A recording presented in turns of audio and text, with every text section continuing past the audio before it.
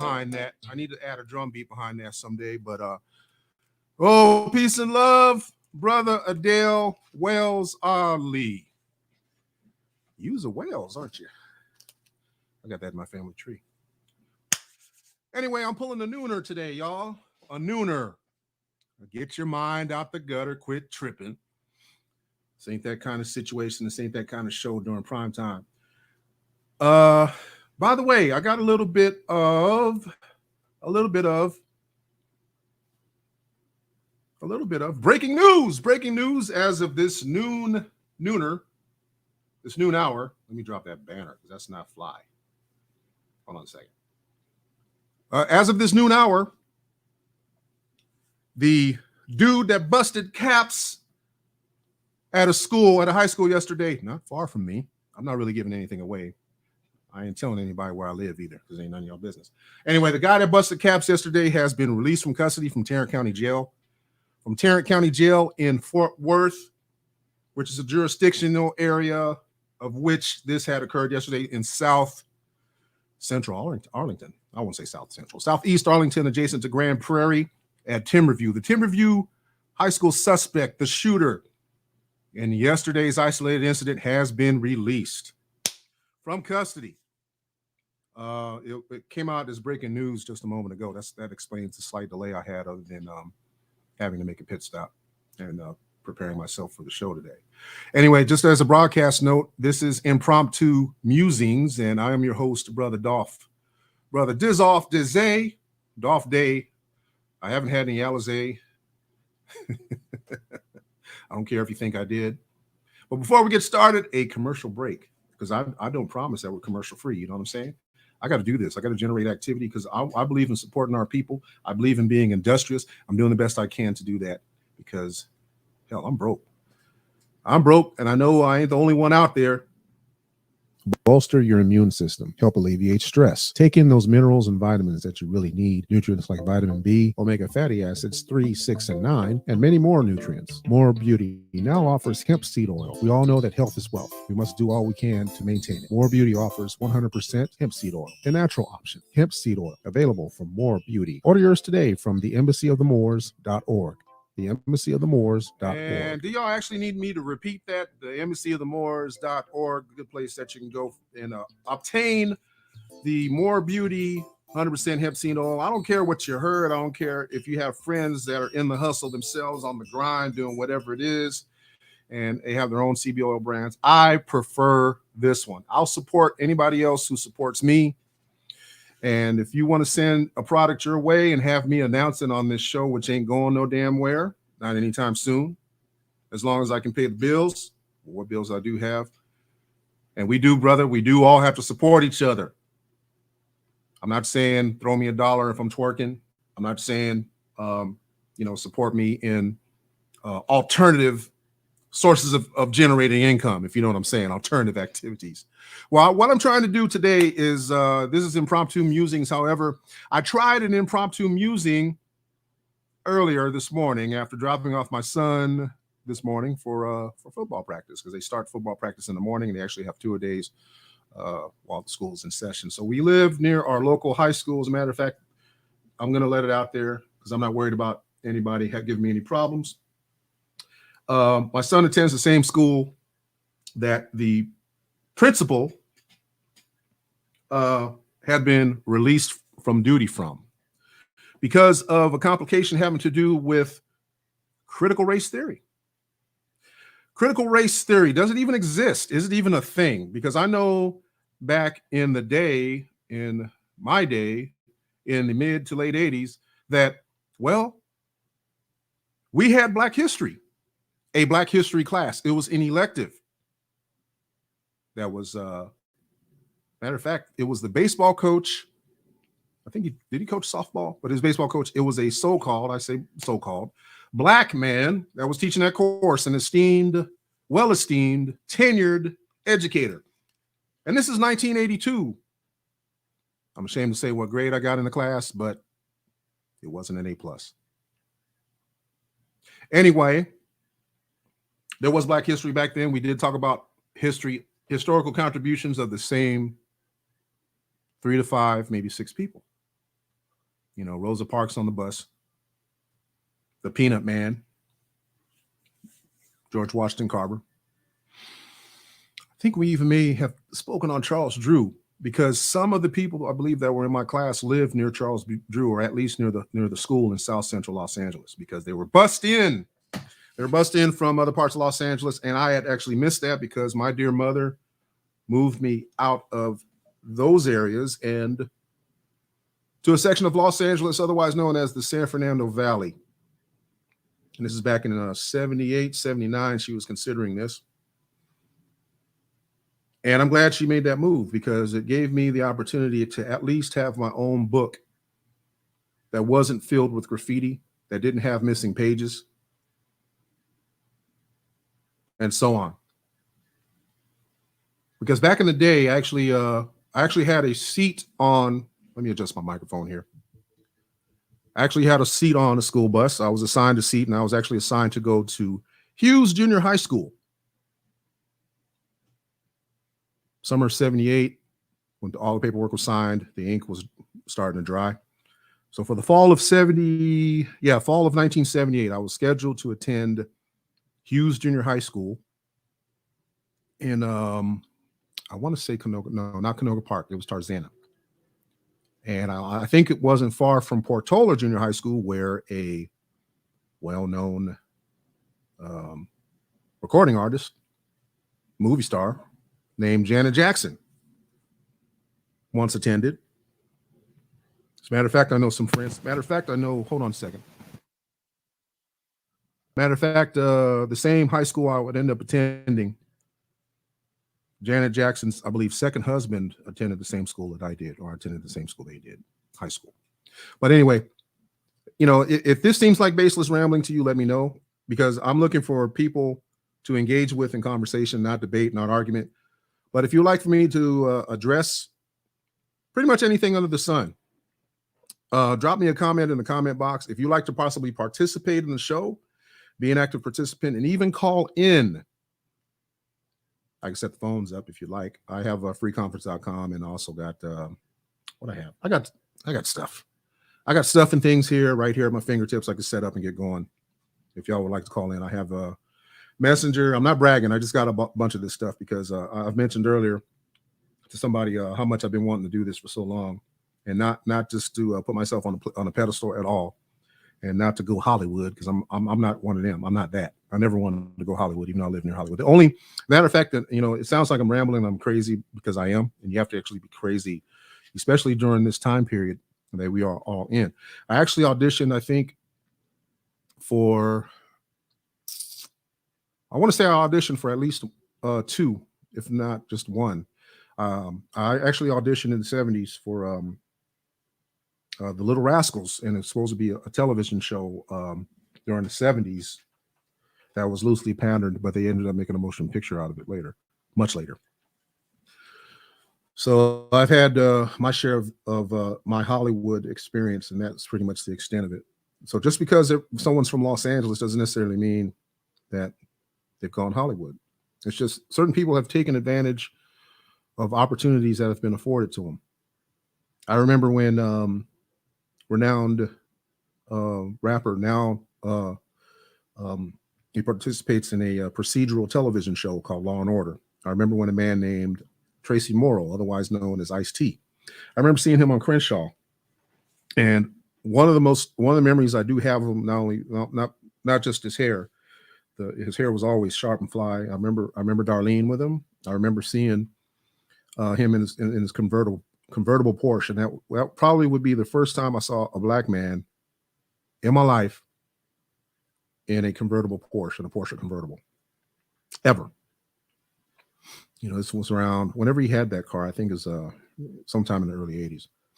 But I don't want to dwell on that. What I actually started to talk about was I actually had done an impromptu musing, I guess, broadcast this morning on Instagram. We all should know, unless you've been living under a rock and well below the firmament, what has taken place over the past 48 to 72 hours. And yes, as has been suggested by somebody else, and I actually had mildly asserted the same thing. that this was entirely a contrivance and a furtherance of a psyop. By the way, I would appreciate it very much as I post up my thank you page. First of all, before I do that, though, let me post up this disclaimer. For those of you out there who might want to be some snitches and tell on the man what I'm doing, and I'm not sounding confrontational when I say this, though, because we know that there's people out here on the interwebs and on social media that want to try to crush you. It's not necessarily the system itself. There's some loose cannons out there, some weirdos that, you know, are haters, and they might be drinking a little bit of haterade. So just to kind of stave that off, if I can, and just make this expression about views and opinions and yada, yada, yada, yada, yada. All right. All of the music that you might hear, all of the music that you might hear in the background is of my own doing. I tried to actually play something the other day and give props to the artist in that, thinking that it would, you know, keep me out of the snag. But I ended up getting a, not a flag because I don't have enough people generated yet, but I ended up getting a copyright notification, whatever they call it. And so I'm just going to go ahead and shout him out verbatim. Shout out the artist verbatim. His name is David Broussard. David Broussard used to go by Diggy Dave back in the day, but actually we went to high school together, and he was one of the members, if not one of the founding members of an outfit called Uncle Jam's Army. Now these days, these years later, he is an accomplished musician, and he performs live with the saxophone. He's, you know, I remember him being a saxophone player, but he's also a pianist.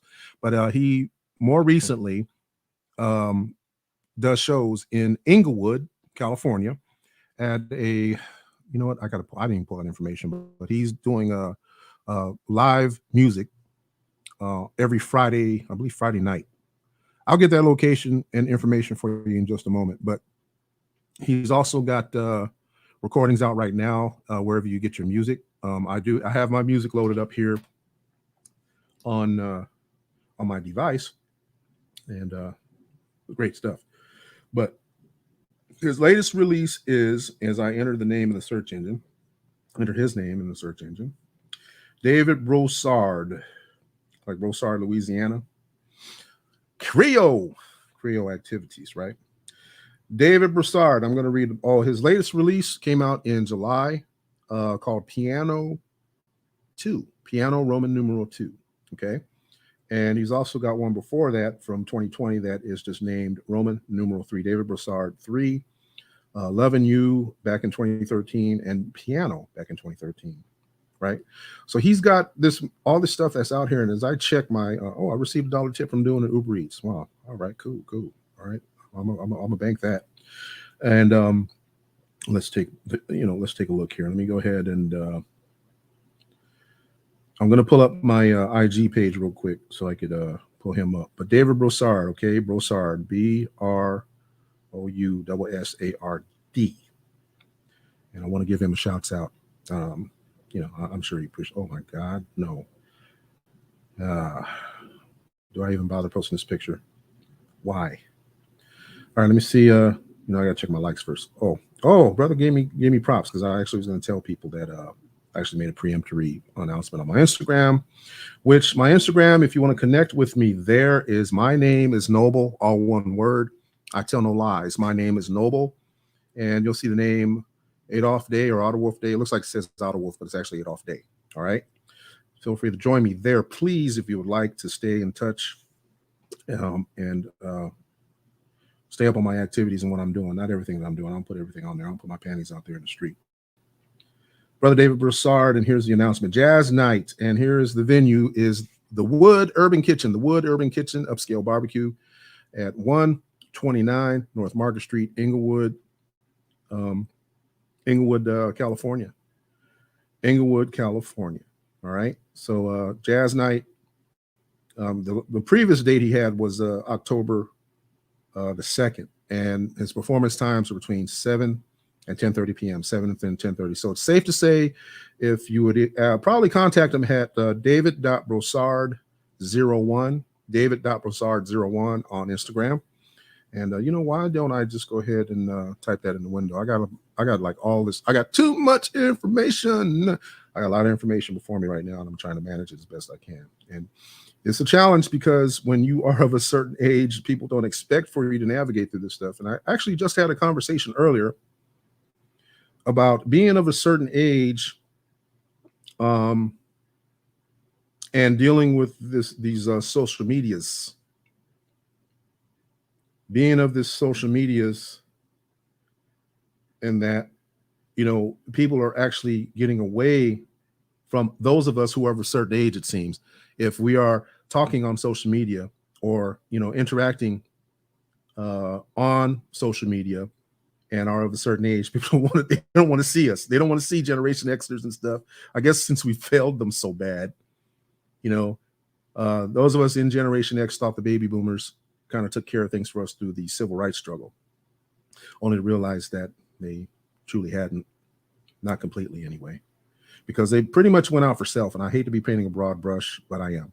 But I was actually discussing this with my better half the other day, that you have to go through things in life and possibly be associated with a system construct first and experience certain things in order to be, well, to gain wisdom. I don't consider myself to be particularly wise, but there have been things that I've had to, endure.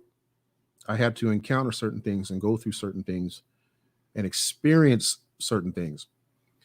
I never, in my wildest dreams, really thought I would be in a law enforcement academy in my mid-20s.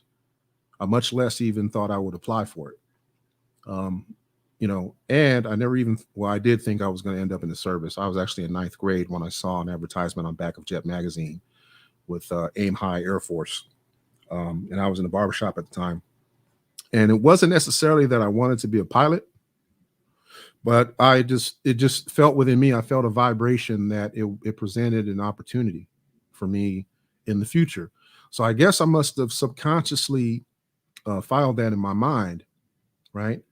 And when I was about 16, that's when I actually signed on the dotted line. As a matter of fact, the recruiter gave me a ride home.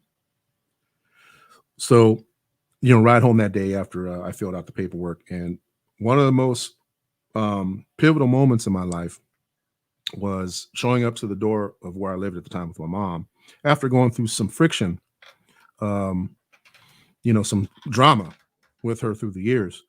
And to see the look on her face when I was at the door going, because I was running late, I was coming home late that evening. It was like around 6 or 7 o'clock when I showed up, and I was at the door, not with a police officer, but with somebody in uniform, and it was my Air Force recruiter. That actually kind of pissed me off, but anyway, no, he didn't piss me off. He was actually pretty cool. But I had ended up signing the delayed enlistment papers. I was right there on the porch, and the look on my face, on my mother's face, was one that I can't really necessarily describe to you now. And because my mother doesn't necessarily get that emotional, but she did then. And the only other time that she seemed like she got emotional was the day I left for basic training in 1984, and I was 17.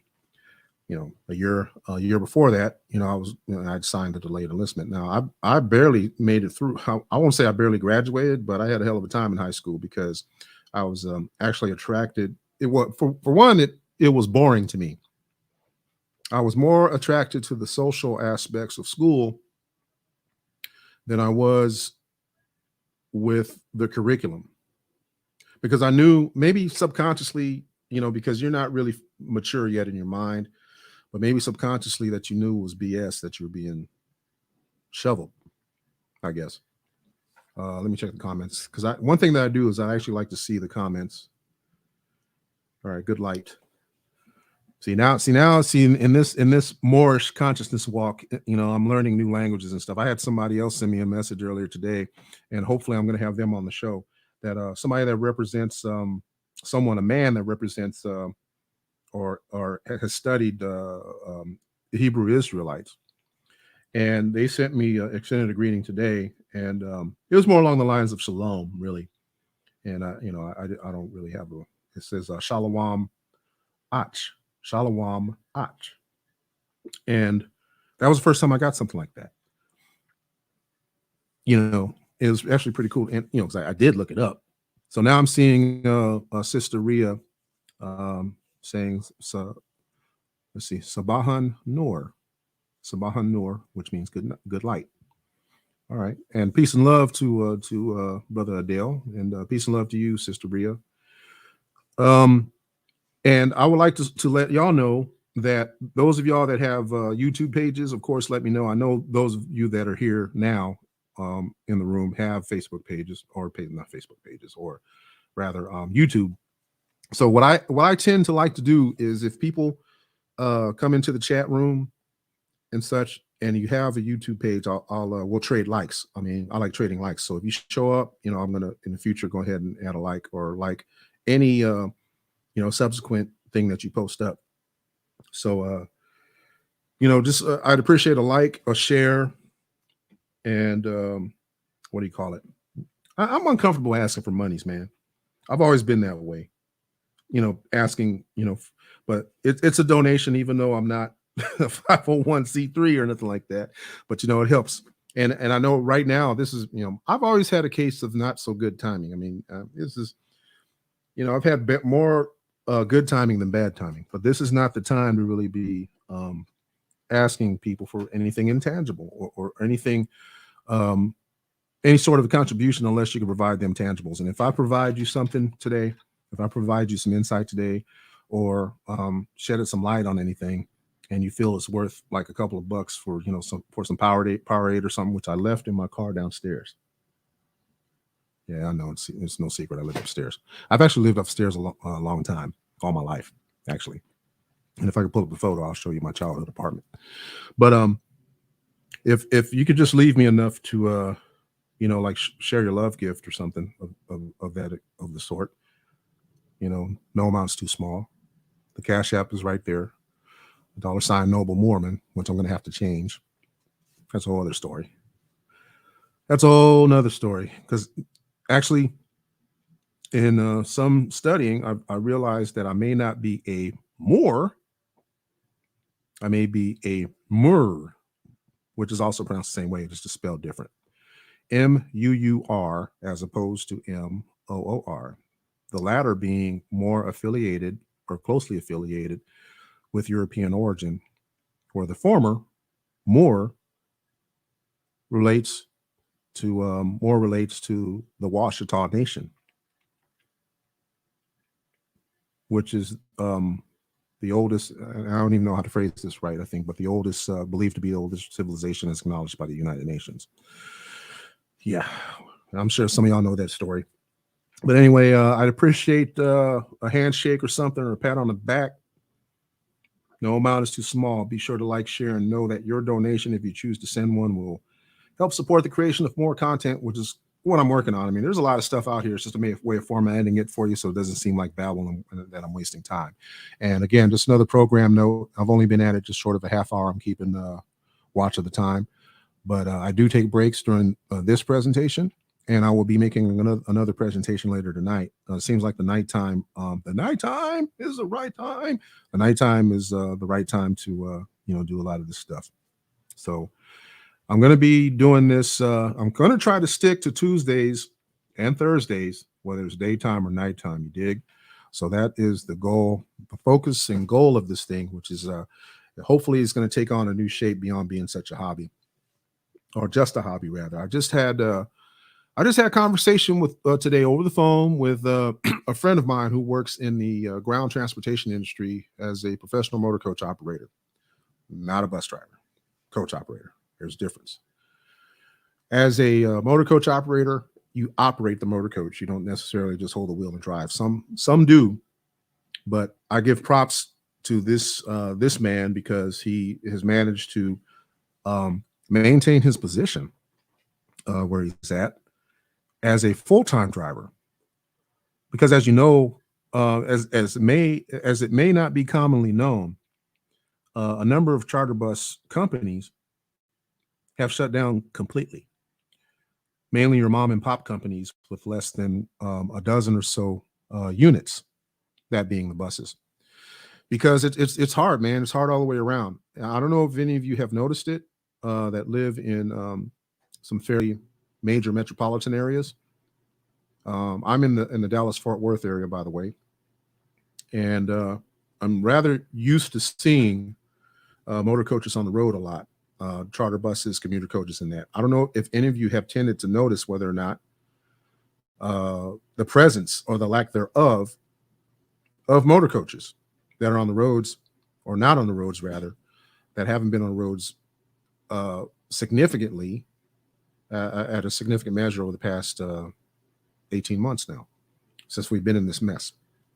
Now, I'm very guarded with what I say with regards to this, having to do with this mess, because I don't want something down at the window or whatever. Because, like, y'all notice, like, whenever you post something on these social medias and you happen to use the word, what the word is, it starts with a V, right? And you happen to use that word, and then that stupid little, there's something at the bottom of the screen that appears, telling people to get checked or whatever. I'm not telling anybody any damn thing. All right. And for the record, nah, it's nobody's business. I'm not going to say, if I did or didn't, but you wouldn't be able to tell anyways. I got tattoos where you probably inject it. But no, I have no intentions. I'm 55 years old. I don't circulate around people. Okay. I just don't. So, but, that's just my choice, and everybody should be free to be them, free to exercise their own choice, and as it's common sense to do. So bus companies have been shut down, and this brother's still able to have managed to keep his position full time. And my hat goes off to that. With everything they've been able to endure. So it's hard at everybody, and I've checked like some of the previous companies I worked in. I'm actually shocked to see some of them in business still. But I didn't work for really any real small companies. I worked for some pretty big, pretty sizable companies for years, among which including Megabus and Megabus Coach USA. I actually drove by that location recently and noticed that the number of power units, I didn't see any buses there in the yard. So now a lot of people that end up taking these types of jobs, especially if they're it's the primary source of living, it's a hard way to go. You have to rely on certain sensibilities. You have to rely on whether or not your dispatcher is nice to you or not in order for you to get work. Because what I experienced is this: the only way that I was able to generate decent earnings is if I was on the road long distance. And quite typically, you're on the road with people that you don't personally know, or that you particularly don't necessarily care for, nor do they care for you. But you have to play the game, especially when you're, out 10, 11 hours away from home. And the only option, if things go sideways, is that you end up catching a flight back, or you leave the bus where it is and you tell your owner to figure it out. But that's not a good way to, I guess, engender you or gather you any kind of appeal as a good worker. But I'll tell you, there's been a few times where I've almost left the bus where it was parked at the hotel, and wanted to make my own way back home, because the job in and of itself was a very demanding one. But yeah, my shouts out to this brother who hopefully is listening to me today. And he actually gave me props and actually was seeing how this effort, my podcast media effort, was going. And I told him, well, I'm trying to really configure it, trying to get it dialed in. I'm trying to enlist some more support. And it's not to the point of, popularity or celebrity at all, but it's just to help, support the bottom line. And as I consider even moving to other platforms that are Black owned, which I'm actually giving full consideration to here. I do have a fan base. There's an app called Fan Base, which I spoke on the previous episode. Fan Base is actually is an app that is actually owned. The CEO of that app is Isaac Hayes III. Yeah, that Isaac Hayes, Mr. Chocolate, or not Mr. Chocolate. Misspeaking. But yeah, a lot of samples of his songs were made in that. But anyways, one of his sons, Isaac Hayes III, heads this effort up. It's a new app that's just come out somewhat recently, comparatively recently, relatively recently. And I did look it up. He is still the CEO. But it's the question comes up, well, who runs the banks, who bankrolled him and all that stuff. And we kind of, right now at the time, we kind of have to resist that. We still, if at first face, if it's a company that's being operated, this is my criteria. Okay. I'm not telling anybody anything. This is from my point of view. Okay. And most everything I say here is from my point of view, unless I have a guest, it's from their point of view. I'm not trying to guide. I'm not trying to cajole. I'm not trying to, wrongly sway people. I'm not trying to be a negative influence whatsoever. I'm just presenting, again, my viewpoint, my perspective. As a matter of fact, I wrote a paper about it just recently. It's going to be appearing in a newsletter here, hopefully. Hopefully the representative of the organization that I wrote this for got that. I sent the mail yesterday.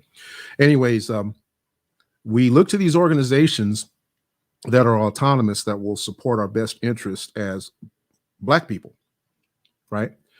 But still, when you look at the line of support and see who they're supported by financially, the banks where they had to, gather the resources, likely it's from a European bank. Even if it's a Black-owned bank, and I'm not going to really call them out because I actually was a member of the bank, but I backed out of it. Well, I'm going to call them. I think, what is it? Unity One or something like that. Anyhow, it was a bank that I had actually created an account for. As a matter of fact, I actually knew somebody that drove the president of that particular bank during an Uber ride. And they told me their impressions about that gentleman. But, when you consider using, especially about 4 or 5 years ago or so, when I was actually, really vehement and really, really intending to go Black this, Black that, Black everything, because, I live in a suburb that's quote unquote diverse, but I wanted to try and do my part to support our people. And I'll admit, I've been somewhat disappointed because sometimes the quality is not there. And then when you think about it, what entity extended the business loan to these operations, right? And typically they're European banks. Thanks for the thumbs up. They're European banks and all that.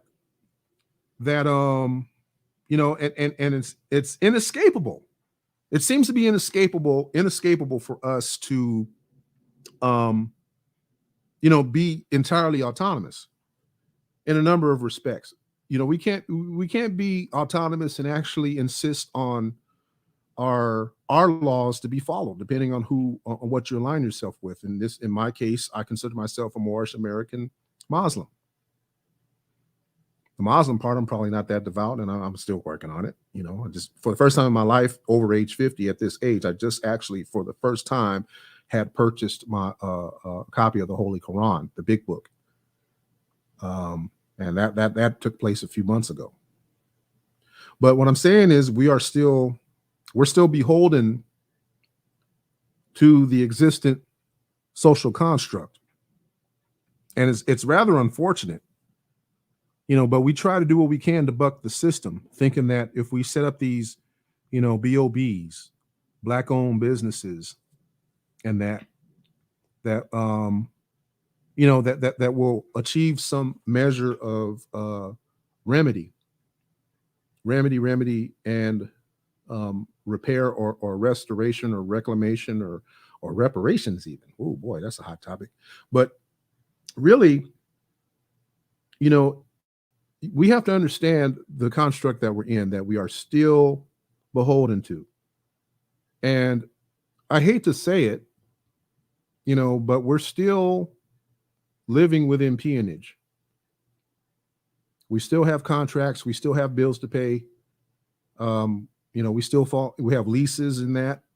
We don't own anything, even in a collective sense. And this is a recent conversation that was had with I'll say a colleague of mine, because I'm sure this is going to come up later, and I'm sure they have a point of view that they want to share. So I'm not going to step on their toes. But the question, even today, when I even was talking about it on the post that I did this morning, that somehow I don't know what the hell happened. Something went wonky with it, because I wasn't able to post it. I wasn't able to post it to I won't say but I'll say it's an account that I operate that the man lets me use, right? Because it's not my account, but it's an account that's within the name, right? Complicated. I don't mean to be complicated. That's just how it is. That's my approach to it, because it didn't shock me. It didn't shock me when I got an error message telling me that it didn't post.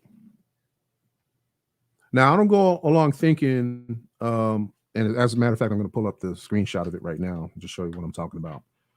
But I don't go around thinking that I'm being trailed by the man, that there's black Suburbans tracking my every move, and Chinook helicopters or Black Hawk helicopters follow my every move, etc. I don't operate like that. I don't function like that. I don't live and wallow in paranoia, what I feel is paranoia in that sense, and by the same token, I know that certain things are to my detriment, that they do exist, such as the concept of racism, white supremacy. But then again, I step out of my house when I step out of my house, and I don't expect anyone to jive with me. I don't worry about the Suburban, the station wagon filled with six drunk hicks that's going to snatch me off the street and tie me to a back bumper. Yes, it did happen. I know it happened. I mean, it was a pickup truck, and it happened down in Jasper, Texas. I'm aware of that. I'm well aware of that. Even in this modern day and age, it still happens. Instances of racial animus, I'll say. But at least for me, on an individual standpoint, the game has changed in terms of personal protection. Because, well, I happen to live in a state where there is permitless carry. I live in a state where there's permitless carry. Did you hear me? You hear me? You hear what I'm talking about? So, and I'm also aware of the legal aspects associated with firearm presentment. I'm also familiar with shot discipline. I'm also familiar with engagement. I also know the difference between presentment versus brandishing. Get out of here. Shut up. Seriously. So if you too are within the sound of my voice and would like for me to possibly consult you, if you're in Texas or in a state, because apparently there's about 20 states where the laws have been changed on the books to be more accommodating towards Second Amendment rights. So, of which I'm an advocate. I'm not saying I'm a gun nut. I've actually had access to my first gun, didn't touch my first gun, much less shot one, until I was in the service, until I was in the military. Basic training in 1984, 17 years old. Didn't even turn 18. Well, I turned 18 in basic training. Not far from here, about 4 hours in San Antonio, Texas. Summer of 84, deprived myself of a whole entire damn summer. Almost got killed in Westwood by UCLA by turned out to be an angry, somewhat crazy individual that decided to drive down the sidewalk and mow down a few people. Was almost one of those casualties. And the person with me that night is actually currently, well, a deputy chief of a major police department in Southern California. Taking a break. Be right back.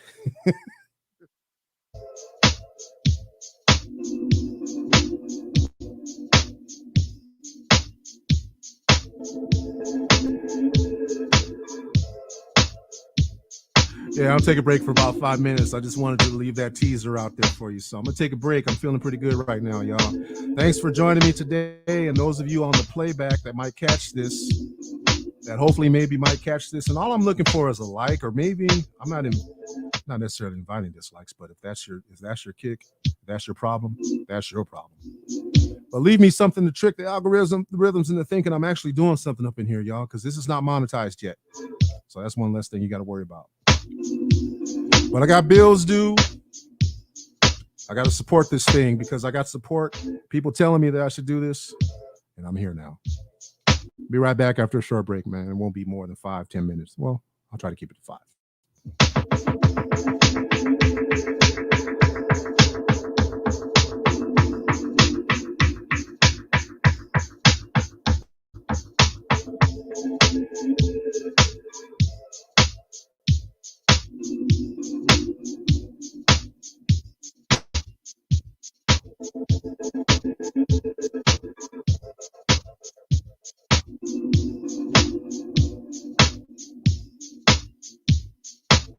Bolster your immune system, help alleviate stress. Take in those minerals and vitamins that you really need. Nutrients like vitamin B, omega fatty acids 3, 6, and 9, and many more nutrients. More Beauty now offers hemp seed oil. We all know that health is wealth. We must do all we can to maintain it. More Beauty offers 100% hemp seed oil, a natural option. Hemp seed oil, available from More Beauty. Order yours today from the embassyofthemoors.org. The embassyofthemoors.org.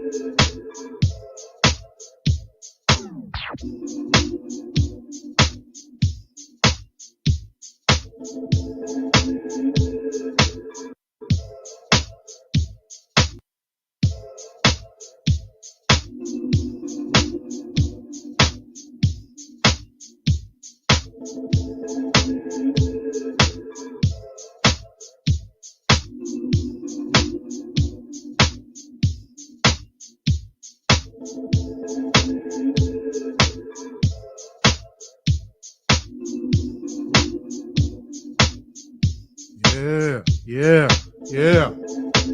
That's got that DJ Bobcat feel to it. That's one of my favorite tracks to play, by the way. And I made that. Yes, I did. I made that completely by accident. Seriously. Well, actually, it was a program that a music pro. Hey, welcome back, by the way. This is a Dolph Day. And I'm going to get into what I was getting ready to say in just a moment. I just looked at my screen. If you need notary services anywhere in the state of Texas, well, just about anywhere, at least primarily in the Dallas-Fort Worth region, don't worry about going to a bank. Don't worry about going to a credit union. Give me a call. I can make it happen. See the number on the screen. If you need notary services, email me so we can set an appointment.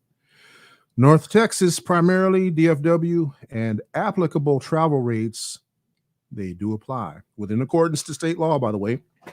And by the way, just as an addendum, notary publics are not permitted to provide legal advice at all. All we are able to do is just certify and document any official documents that you want signed, and we are to verify the signature and the identity of the person signing the document. Let me check my comment box real quick, y'all, as soon as I change the screen.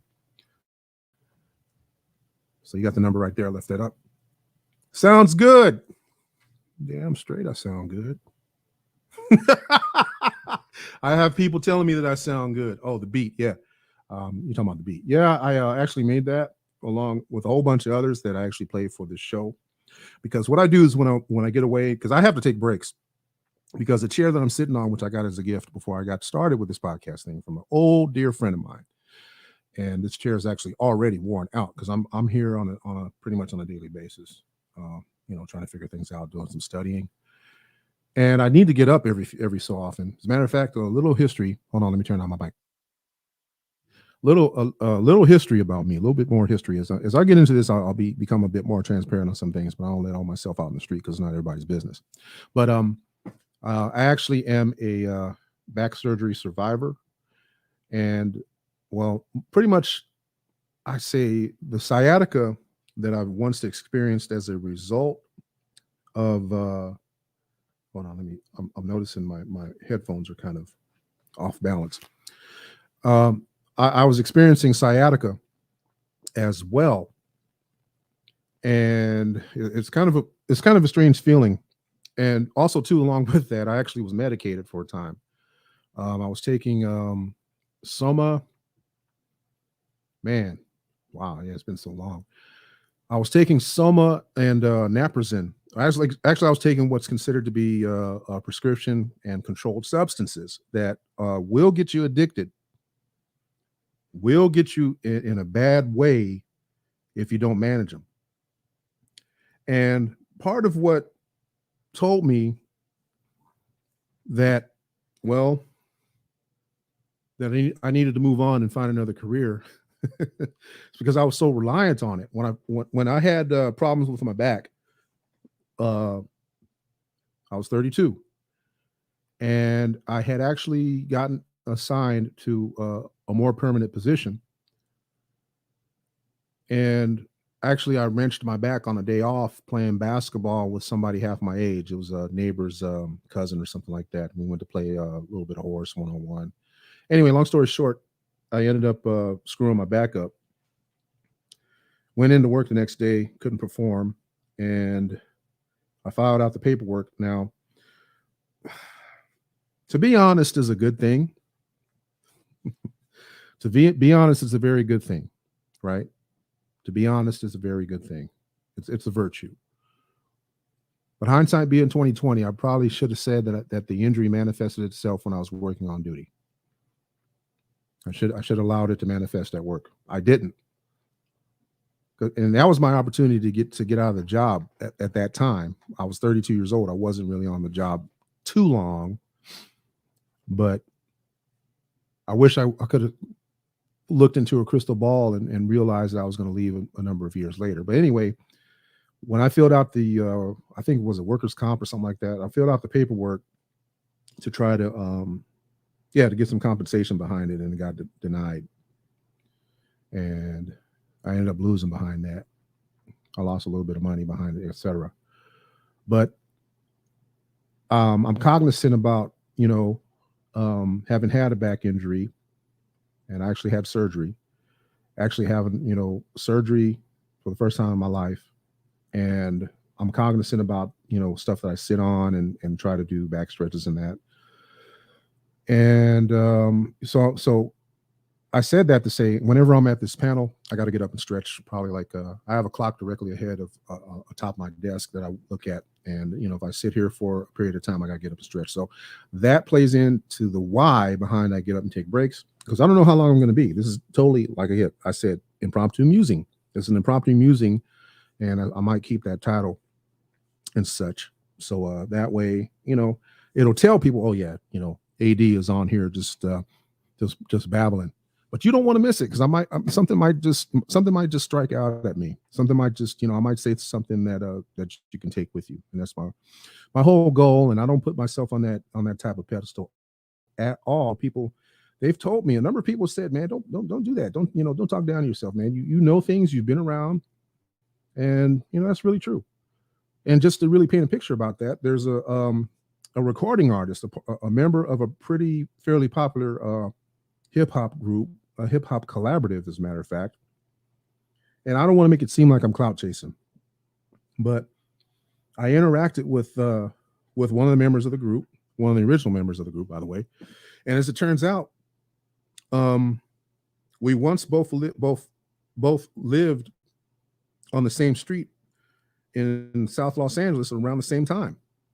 And this is a very popular member of a rap, or I hate to say rap because that's a commercial term, but a hip hop / West Coast rap group, a rap collective that's still out there doing it today. And on what it was, I was making I actually commented on their official page, and I think either I DM'd them or they DM'd me sometime after that. And we're going, we were networking back and forth, talking about, certain remembrances of the same street, schools in the area. Matter of fact, they attended a particular school that I used to play on. It wasn't a public school; it was a parochial school, and they used to play, or actually attend school there. And that was the same school that our public school kids used to go and play on. When the school was out, we used to make fun of the parochial school kids back then, somewhat. And because they wore them funky uniforms and stuff, and they had nuns whooping them with yardsticks, stuff like that. But we tentatively connected, at least. I won't really put much behind that. There have been circles on social media that I've been in where I've been able to communicate with people that that are in the industry, that are celebrities. Before she passed on, actually, Denise Matthews, one of the members of a group called Vanity Six, she replied to a photo. She's made a remark on a photograph that I posted. She happened to see it, and it was before she passed on. She actually posted something. It was a photograph of me in a T-shirt, something that made mention of that I failed anger management class or something like that, and she posted a remark on it, and she says it said something to the effect that, oh, so we all got to suffer now. I thought that was funny. So just, that's one of the positive moments, or, which is kind of an attribute when circulating in this social media realm.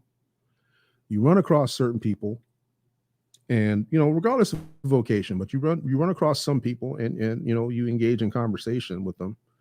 But it seems like, too, there's that element, there's that seething element that seemingly wants to be the hater.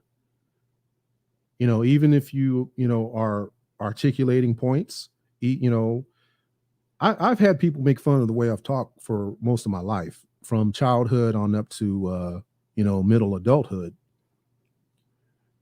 I've had people, for no reason at all, just talk out of turn to me, and you don't know me, right? So what I try to do is, best mitigate that or alleviate that whenever possible. That's why it seems like I may be so controlling on, and I'm even uncomfortable in calling these my platforms, but, where I'm projecting myself and sharing thoughts, it's not necessarily self-serving. What I'm trying to do is, encourage conversation, and in some way, shape, or form, this is us sitting around a coffee table having a discussion. Because there's some people that are into watching sports. There's some people into watching entertainment when you go over to somebody's house, right? I'm not necessarily any of those people. I don't really follow professional sports that tough. I mean, I see, you can't. It's really inevitable because I live in the zone where the most lucrative football team in a franchise is, and that being the Dallas Cowboys, and it seems like it's such a strange connection. I won't even say it's kismet or anything like that, but it's out of my realm of space. But I used to work with people that actually were in different capacities that I worked in, that actually were at one point in time in their lives, they were associated, affiliated, played for the Cowboys. And my mother reminded me some time ago that I actually was a Cowboys fan back when I was about 10 or 11. I don't seem to remember that, but I guess you can't really help it because they're in your face. And I didn't even know this until I was working where I was working, that they had their training camp in Oxnard for so long. And actually for a time, they trained at Cal Lutheran University in Thousand Oaks. As it would turn out, the area that I once patrolled for years was the area where Cal Lutheran University is situated for years. And the last night that I worked in uniform in a beat car was in that area.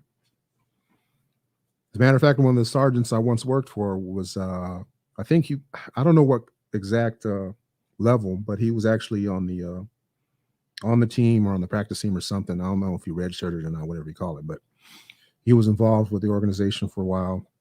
But see, I don't get fascinated with all that stuff.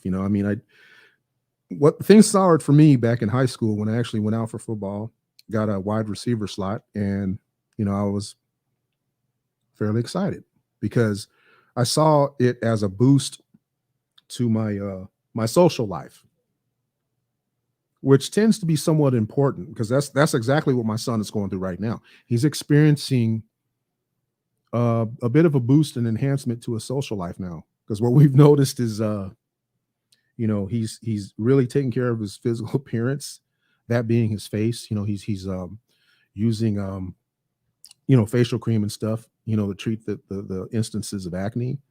He's actually taking better care of his grooming. He's actually I'm gonna have to start showing him how to shave and all that pretty soon. I mean, I touched on it a little bit, but we're going to get really detailed because he's actually taking a lot of stuff on his own.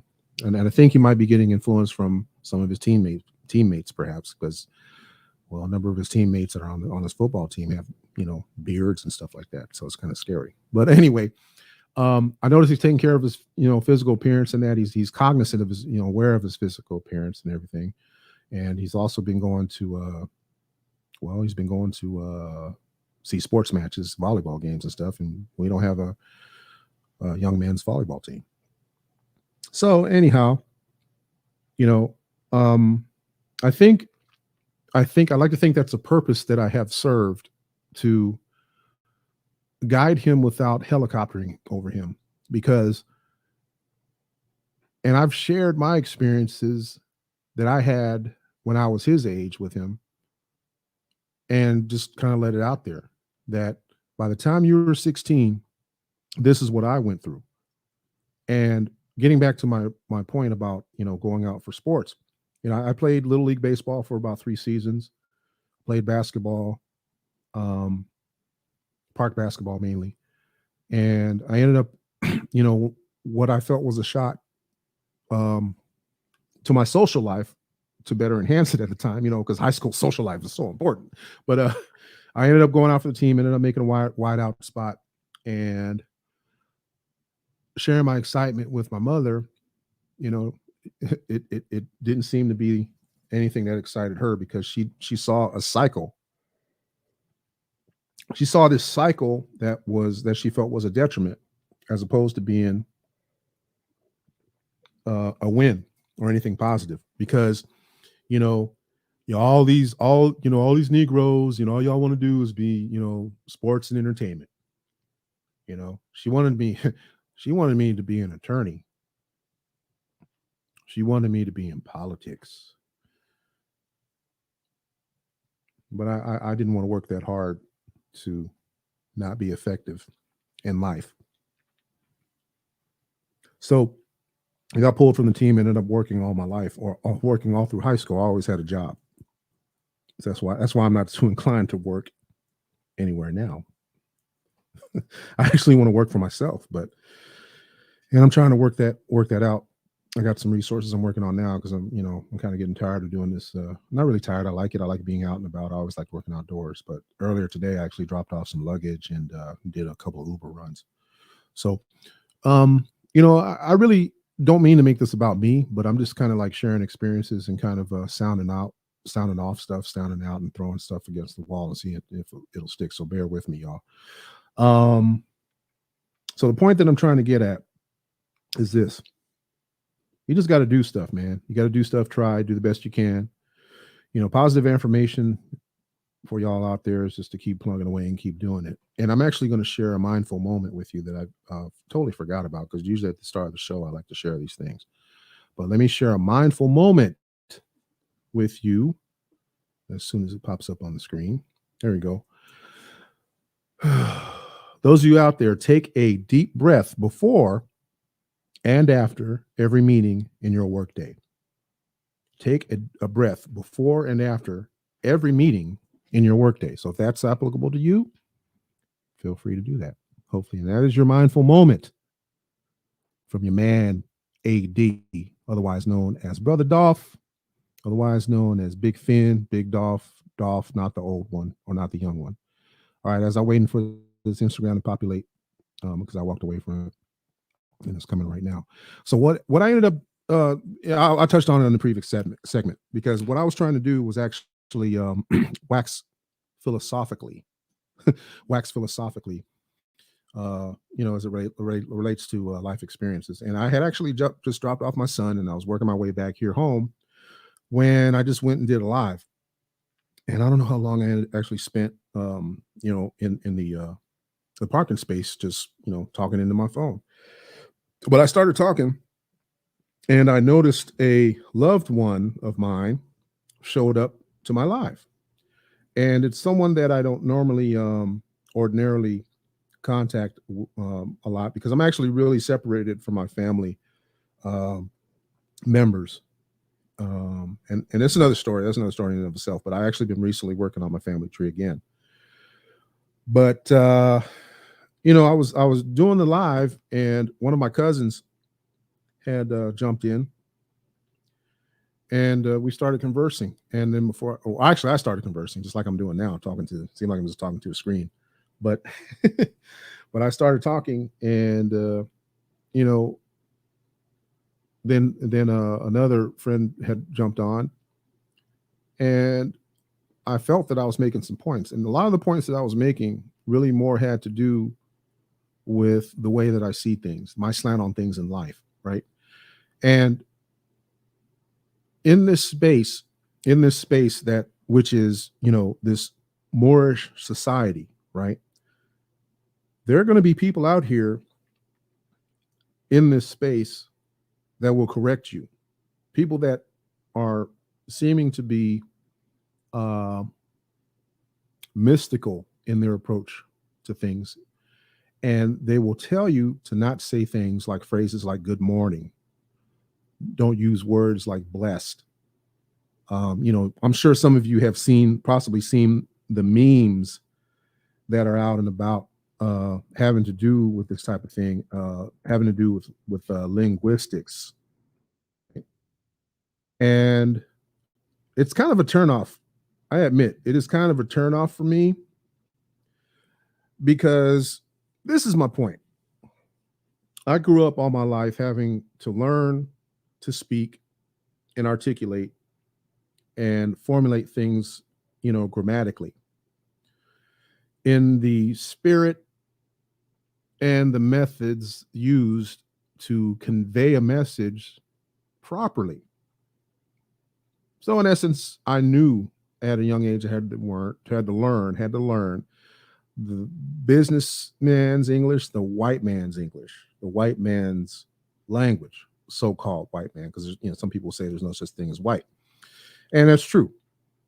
However, it's a social construct, and we all, unfortunately, do fall within a particular social construct, and we have to function within it.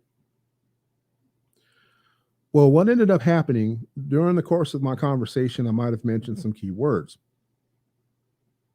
Among the key words I may have mentioned, or persons I may have mentioned, happened to be in the form of Tariq Nasheed.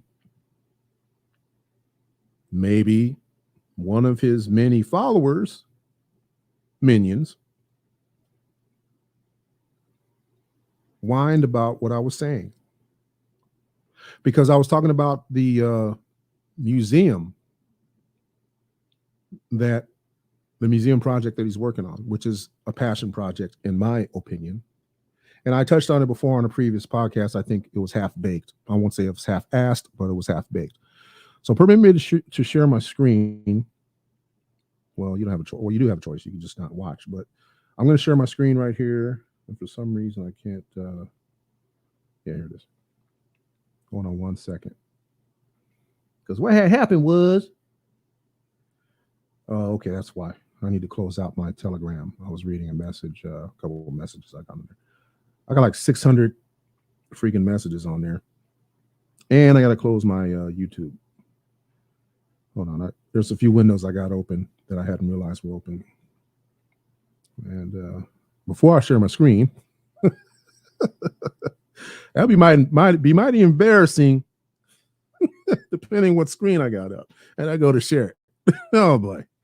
Anyway, let me open this up. Hey, it wasn't a bad screen. I'm just playing. Play with me, all right? All right, let me share my tab that I have open, that to be to my Instagram page. So y'all are welcome to someday maybe get a hold of me. That's what my that there is what my Instagram page looks like on the right. My name is Noble, all one word, all run in lowercase, on Instagram. And now this is what kept coming up continuously as I was attempting to post that IG video, which is now gone because the only option you have is to delete it. So this window kept coming up saying that there was a problem. Please try again later. Well, I did try again later. I tried several times later and it didn't clear up. So I was left with material that I couldn't use for this broadcast, because I tend to use Instagram as not necessarily a signing board or a bitch board. Yeah, I did say that because I talk plainly here, but I use it as a way to mine for content. I use it for what it is. I don't necessarily use it to form new friendships. But if it does, that's cool too. But I'm of a certain age in life where I'm not really that I'm not accepting of it, but I'm not really looking for new friends. I'm sure maybe at my homegoing ceremony, should I decide to have one, at my homegoing ceremony, when people eulogize me, they're not going to necessarily say, "Oh, he was a friend to everybody." I'm not one of those people. So, this is one of the projects that I got going on, one of my productions. It is what it is, and also as it occurs to me. So whenever you see this graphic here, this little cartoony me with the mic drop and such, it is my official product, right? And which is a division of A Noble and Majestic Man Endeavors. A noble and majestic man endeavors. So I'm looking for a reason to sue. No, I'm just kidding. Not that I can anyway, because I don't even have the means for legal representation. So that is me, y'all, knowledge seeker. coming to you live twice a week, Tuesdays and Thursdays. So if you would please set your notifications, because sometimes I'll get a wild hair in an unmentionable part of my body, and I'll just come on and start talking.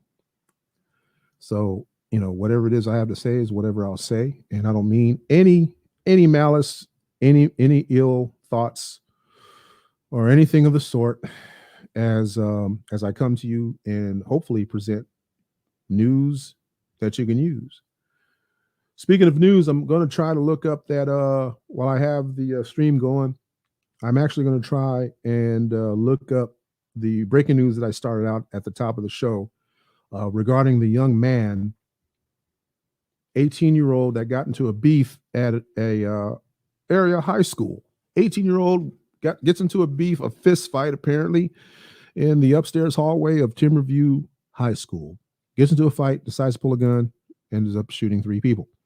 Well, they were sprung from county jail today, and I'm really anxious to see the developments on that. So I'm actually, as I'm flubbing my way through here now, I'm actually trying to see about getting some news on that and seeing if I could bring that to you. Matter of fact, I just got the news link right now.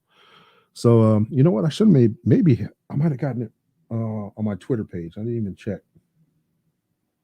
But I'm still here, and I'm getting ready to play some music in the background because I'm not going to really have much to say at the moment as I pause for yet another break. So I'll be back with y'all momentarily. I don't know, hopefully sooner than later, as I always say. But I'll be back. Let me take a break for about 5. Be back.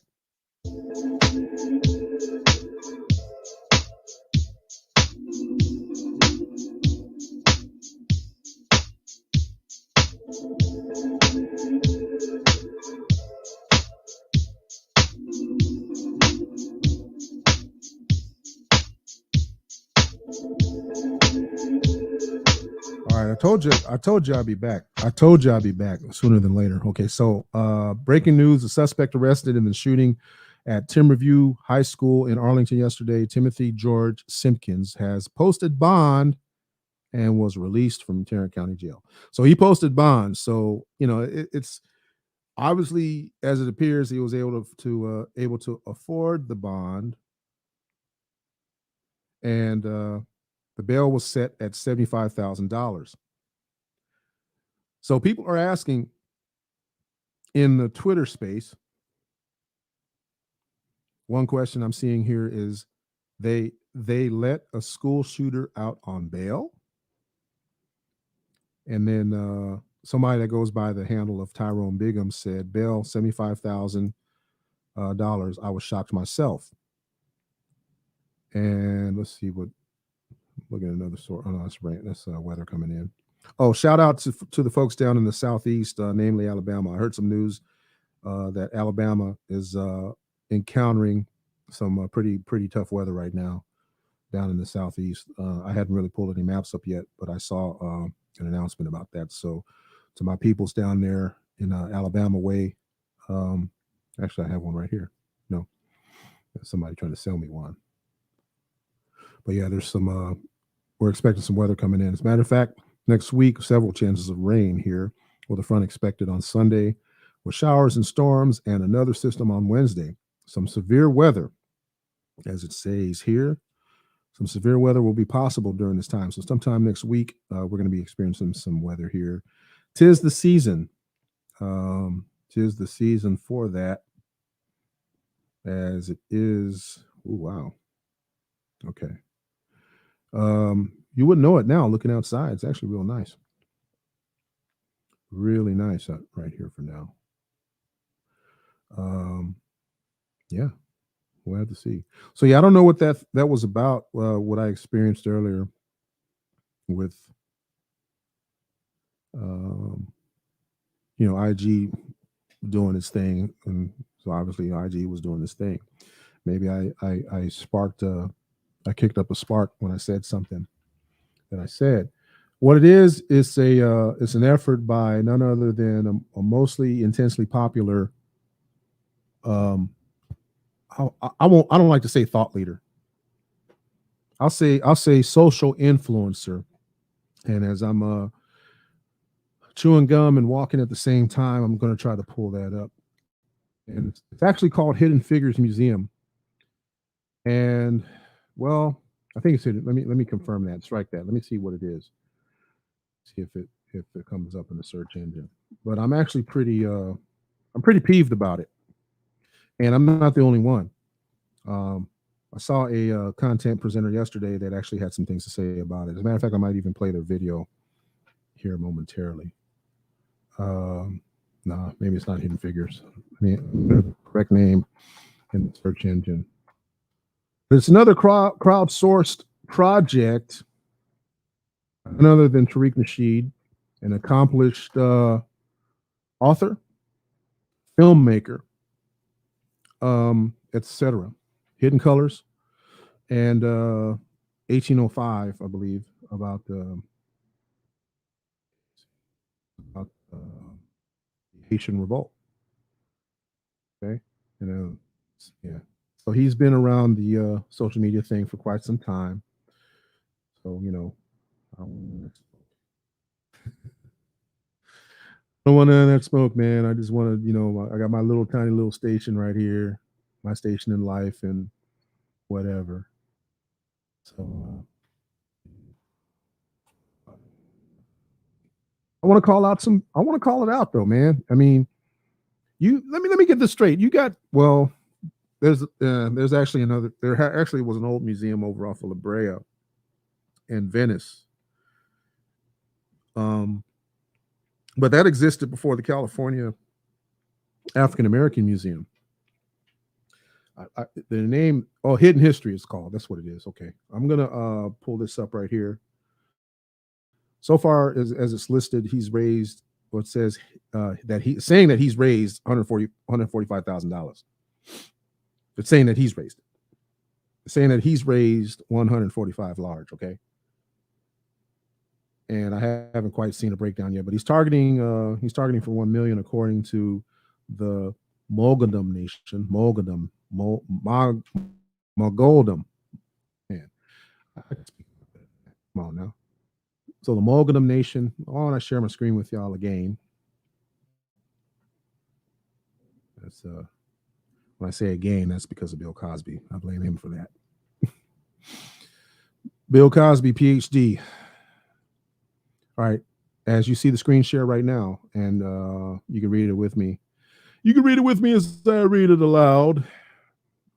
It takes me back to elementary school. Tariq Nasheed's Hidden History Museum project raises over $145,000, targeting 1 million. This is back in July, so it's about 3 months more current. Filmmaker Tariq Nasheed has raised more than $145,000 for the Hidden History Museum.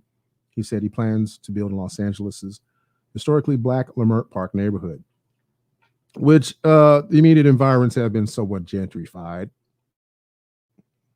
But I digress. Probably he would too, but he's hustling for your money. The 6 figures in support poured in quickly, as it has only been 3 days since Nasheed announced the project on July 20 on his social media platforms. Okay, let me pull a tweet. Let me pull the tweet. See if he's got any more current information in this, y'all. I have stopped following him or stopped. That's why I don't really have a lot of information together on the dude anymore, as far as up to date information on him, because I kind of dropped him. The only thing, I'm out of money as far as one DVD, and that's pretty much it. Not that my BS detector was going off, and I think I'm a little bit frozen, so give it a second. Yeah, okay, cool. I'm gonna stop sharing, and I'm gonna wait for my Twitter to come up. As we're doing that, I'm just gonna give y'all some background. I actually was previously I don't like to say follower. There's a lot of words that I don't like to say, and that's one of them. But I was previously a viewer of his content. I was previously, what was really under consideration for me was actually becoming involved in some way, shape, and form with FBA, Foundational Black Americans. Also, even prior to that, I actually was a viewer of the content that was presented by Oh man, the group, the ADOS group. Her name escapes me right now. Brick and Brown, Yvette Carnell, and Antonio Moore. That they're established on the social media scene. They've been dropping thoughts. They've been dropping their thoughts and stuff like that, and really rather extensive data in regard to the Black diaspora in this country. But I have yet to look it up though, because I stopped actually viewing her content as well as Antonio's. Because, well, the ADOS, I'm trying not to really minimize this, but the ADOS paradigm, if you will, doesn't go far enough for me. And I heard recently about some xenophobic comments, potentially xenophobic comments that were made by, and I don't mean to be at all slanderous or anything like that. I'm not a nobody. I'm just a nobody that's right here in this corner of space and life. But I loosely heard something, and I have to follow it up just to be clear. But I heard something about Yvette making some disparaging comments pertaining to the Haitian issue, the Haitians that came in through the South Texas border, because there's concern about jobs being lost or jobs being taken by those people, right? And it's been like that for years. I mean, I'm originally from Southern California, right? The majority of the jobs that were assumed by people that have migrated, have come through our borders, have been jobs that were really left behind by, well, certain elements within Black society. And a lot of that, in my opinion, whether qualified or unqualified, but a lot of that, in my view, is because of conditioning, environmental conditioning. I mean, you have to, kind of kick it down a notch to accept certain jobs, and not to go through my whole resume. But I once had a job washing dishes in a hospital for $5.77 an hour. I once had a job at a butcher shop when I was a teenager. I was the cleanup person in a butcher shop, family-run butcher shop, at age 15. So what I'm saying is, some of us had our share of jobs. Some of us have had our share to work-ish jobs. And at which point, there's a segment of us that feels, well, entitled to have certain opportunities extended. There's a certain element of us that won't work certain jobs. And I became that way. I was that way because what I believe is thought is perhaps maybe we're personally better than this. We're personally better than to take some menial job, digging a ditch, shuffling paperwork, etc. And what came with the hip hop era, if you would, is this ideal that everyone can be a star. Everyone can be a celebrity. Everyone can be an entrepreneur. Everyone can be a baller. There was a shift in emphasis from just going out and getting a job. And this to me is partly why I would suggest that people research their family history. However way you can. If you're fortunate enough to get word of mouth from your elders, and just sit down one day and listen to them. Take notes, record it, and sit down and talk to your elders, or sit down with them and let them talk to you. And what you'll find out, well, you'll find certain job titles out like laborer, housekeeper, maid. And that shouldn't really make you angry, or should, maybe,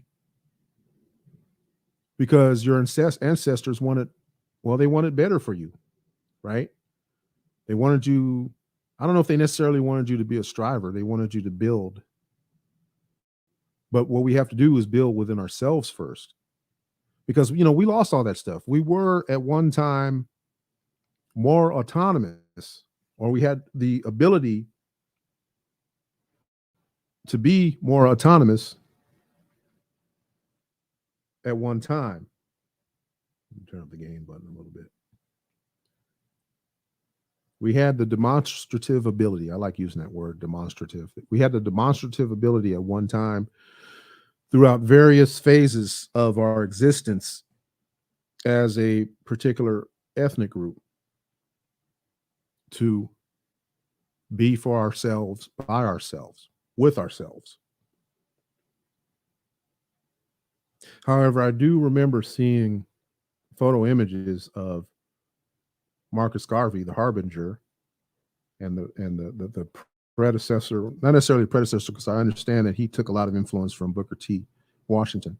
But when he started his got his vessel and started his coach line, you know, it was I believe the cruise ship itself was in such shape. It was you know, it was seaworthy, but you know, it really needed some work. And what my point is, he had I saw a photo image of him with some Europeans, some Albions. So that tells me he had their support, possibly. To what measure? I'd have to review that for certain. But we need to really support ourselves, and that's where I started at the top of the show. We need to support those of us out there that are doing things productive and not destructive. And you know, that's what I'm an advocate for. You know, things that people out here are producing things, right? And you know, yeah, definitely it's for their own gain, it's for their own sustenance, but also too, you have to look at it that they're investing monies towards the future. You know, it's not just about your span within this lifetime. It's about future generations. So even, you know, in my own search, you know, I have the fortune or misfortune of having those within my family tree.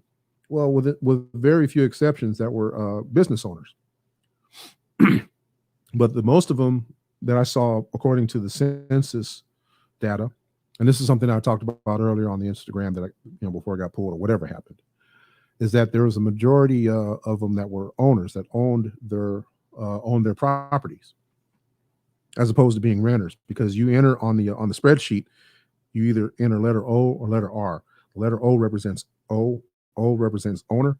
Letter R represents renter. So I would encourage anyone out there to do thorough research on their family history through whatever means that they deem it to be appropriate. Because it's your search. I wouldn't suggest you telling anybody else what they should and should not do. I'm definitely not doing that. I'm just offering a mere suggestion because it's predicated on what I'm experiencing right now, today. That's right in front of me right now on a computer screen. My family tree. Because if you don't know yourself and where you came from, you don't know where you're going to go. You're not going to really chart a real course towards tangibility, in my view. So getting back to this young man that was released after the shooting, that posted $75,000. It evidently, according to some entries on Twitter, surprised some people. because of the bail being $75,000. And Friday Night Football. Cool. And what does that tell you when you see the optic? Matter of fact, let me see if I can pull up the photograph. Oh man, I'm still on this Tariq Nasheed thing. My bad. I meant to close this window. When you have one too many windows closed, it's bad juju. Goes off the system. All right. Do I want to? I was gonna see my around everywhere. Oh, I know what I was gonna do. I was actually gonna get an update about this project that he was involved with. The tree. It's public information, so I'm not gonna be ashamed to say it. I don't see anything up to date. First of all, let me log in to my Twitter. I don't always stay logged in, but let me log into it for a second. I'm not ashamed to let you know what it is either. So ride with me on the screen here as I share it. I ain't got no butt naked models on it, no naked pole technicians or nothing like that. I'm a bit more of a decent person than that. At least I like to think so. And let me change. One thing's for sure, I could stand an upgrade. I actually changed the chip in this computer that I'm broadcasting you from now some time ago. But hold on, let me make sure I don't show no passwords or nothing. Hold on a second. Oh no, I got to redo it. I must have. You know what I did? I cleaned everything up before I went off. Let's see. Username. Yeah, I have to completely log back into Twitter. I apologize about that. Yeah, I definitely have to add my password from. Play some music in the background as I'm doing that. Yeah.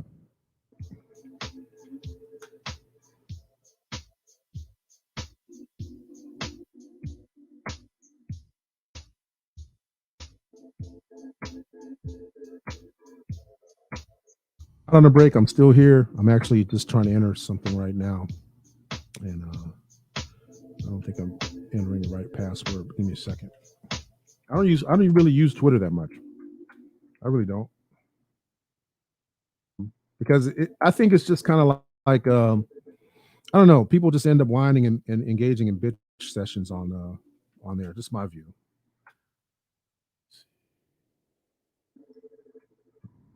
Password on this one. I may not be able to get into it right now, but I'll worry about it later. Hold on a second. All right. Tell me my password, bitch.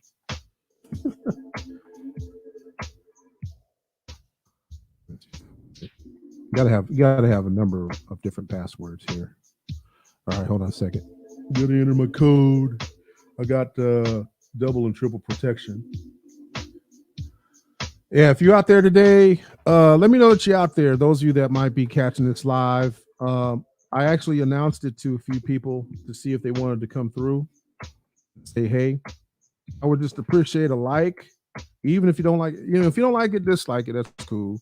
But I just want to be able to generate some activity here, and perhaps the hopes maybe someday that I can monetize this. So please, please, please feel free.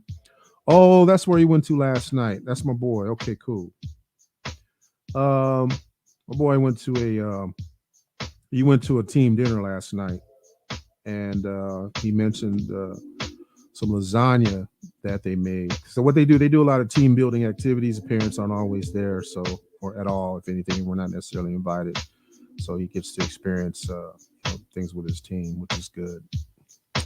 Anyway, y'all, let me. I'm still here. I'm still at it. It's actually after 2, and I'm getting ready to take a break here in a few minutes just to forewarn you. I'm not going to just drop off. You know what I'm saying? But let me get Tyreek. I heard people pronounce his name Tyreek, and I don't see no damn I at the front of it. But it is what it is. But I'm the one that talks all like. Give me a second as I type this in. I swear, sometimes I put in for a typing job. So, all right. Tariq Nasheed, Foundational Black American, directly from his page. And hell no, I'm not giving him a follow. Because this is just a narcissistic project, and he's tapped in to something let me see something. Let me see if I can find, because he's putting a lot of inflammatory, in my opinion, he's putting a lot of inflammatory rhetoric out there, and I stopped following him. It just got to be a bit too much. But I'm trying to find, yeah. So hold on a second. Should I share this? Let me share the screen with you. And unless you guys are on Twitter as well, that might be surfing through this, but I ain't bashful. I'm gonna share my screen with you real quick. You know what? I don't even think that last screen share took, huh? Because I had the damn overlay. Woo! I am technically savvy. Trust me. I'm more than I lead on to be, but I am. All right. So there's a screen share for this Tariq Nasheed situation. Of course, there's some. This is edutainment at its finest, right? This is edutainment at its finest, and I don't know what's going on now. All right, here we go. Oh, wait a minute. Now wait a minute. All right, here we go. All right, there's just the tweet there. It's just a little bird. Oh, okay, I'm the slave to the damn spinning circle again.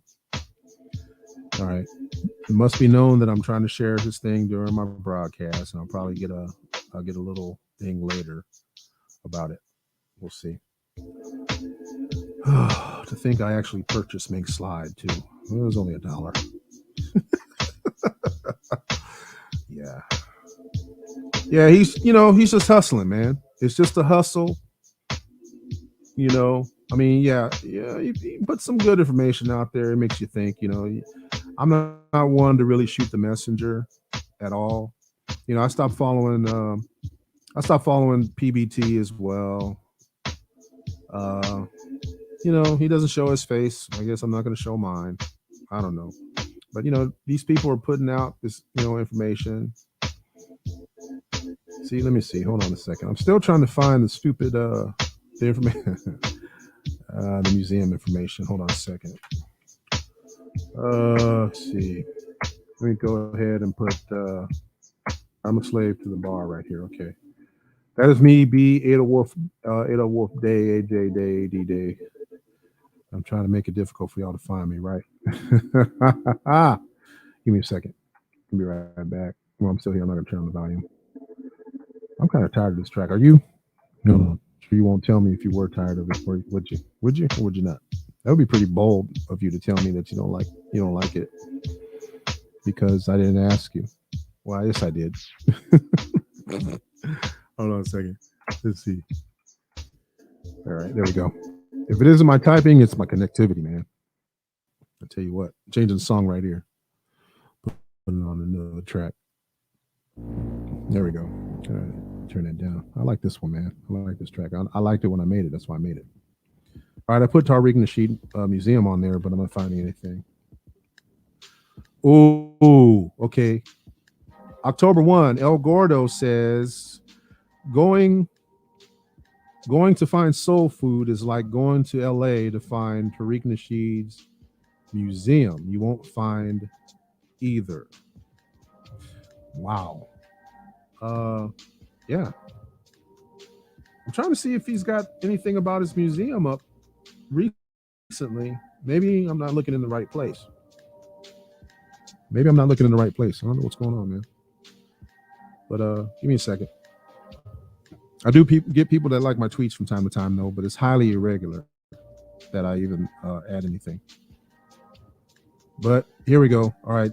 Well, I'm going to fall back on this one real quick since it's breaking news. But the student accused in the Timberview High School shooting is in Arlington, Texas, grabbed a gun from a backpack after teachers broke up a fight between him and another student. That's what the arrest warrant says. So I don't know about you, but what do you believe? I'm just saying. I mean, there's going to be people out there that are going to naysay this and doubt that there's any truth to this, as if this guy's being made a pawn. I can just see it. I haven't necessarily seen it yet. It's just a vibe that I get, man, because I could just hear it now. People are going to be thinking and saying that this dude is is part of some type of damn psyop, or they're going to be making some kind of excuses, because I'm seeing it trickle in already about him being able to post bail. And I'll be honest with you. If I were caught up in a situation, a legal situation associated with the application of jurisprudence, it is relatively not that likely, but I probably wouldn't be able to post bail. I know I wouldn't be able to post bail. I'll be honest. I wouldn't be able to post bail. But let's see here. Student in Timberview shooting charged, and they're playing. Oh man, wow. All right, so I'm not gonna. Well, yeah, I'll play it. Shit. Let me share another screen with you real quick, because I'll just play the audio. I'll play the audio of it. It says Timberview student Ashlyn Henson, 15, shares her experience at a prayer meeting this evening after a shooting at her school injured 4 people. Henson said she was thankful she left during the day for a field trip.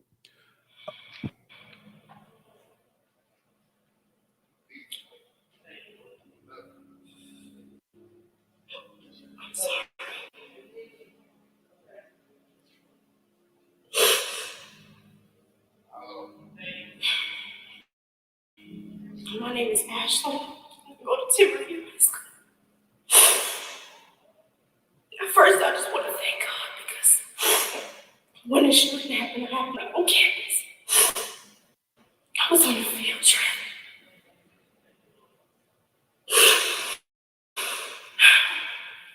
Thank you. When I was in the first period, I heard the first 2 gunshots. We didn't know it was gunshots. We just heard 2 loud pops, and nobody thought much of it. And I left for a field trip with my choir. Now, we got the message that there had been shots. We didn't go all into the extra details of it, but A little bit of hiccup there. Hold on 1 second. Just maximize my bandwidth. So it's going to be a little bit of a struggle to try to get this media up for a moment. So please bear with me as we work through this stuff. Give me 1 second. As I try to share. Well, I was trying to share the screen of this 15-year-old student here that was sharing her impressions of what she experienced. So give me a second, or 2 or 3. All right. Here we go. My wife is an educator, but of some happened and wasn't directly impacted. However, some of her students in her class were telling her what they heard and what they believed to have taken place. by the time it was lunchtime, she said, as loud as she told me, there had been a shooting at our school. I've never been so scared in my life, because others were not as blessed as me to not be on campus at the time. I just want to lift up my brother, my friend, who got shot, and the teachers, and everybody who was affected. My friends who were on lockdown, people at other schools who were on lockdown. So other schools in the area were locked down, or they had I lockouts. just want to thank God for having a hedge of protection of everybody. Because it could have been one of us. It could have been one of us.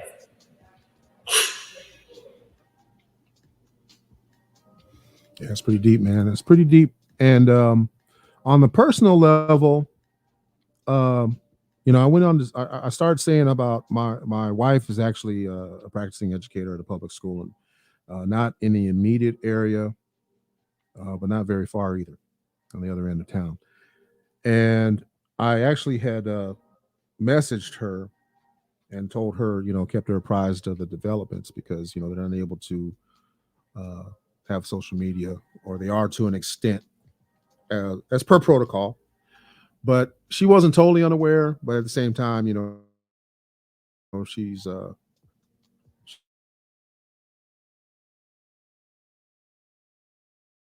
she's prepared. That has had its share of issues in recent months, in recent years.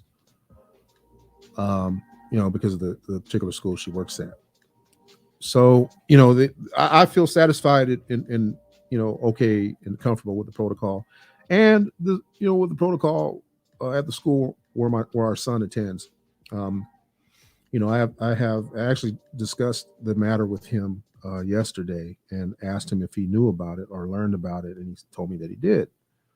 And I asked him if there are any concerns he may have any lingering concerns about the situation, to which he didn't. But we discussed it, we talked it out. I didn't mean to jump around so much, but I was trying to find. Actually, I'm about primed for another break right now. How about you?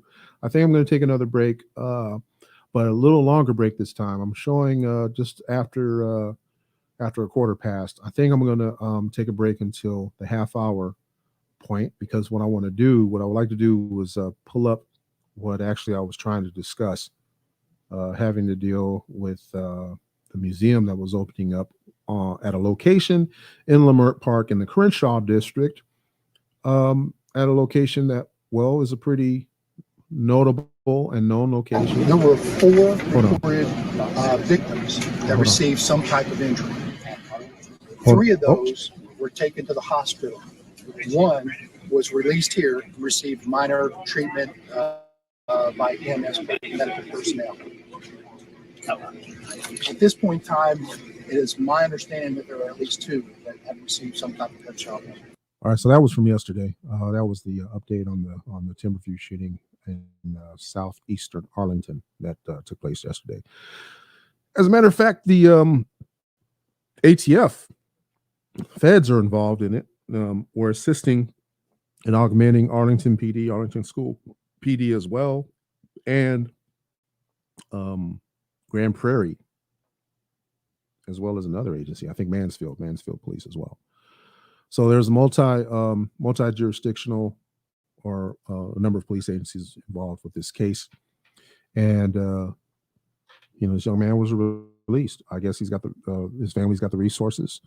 Now, just to clarify, and I haven't really looked this up, but I understand this to be customary, where when there's bail imposed, usually you have to have a means of collateral, that being 10%.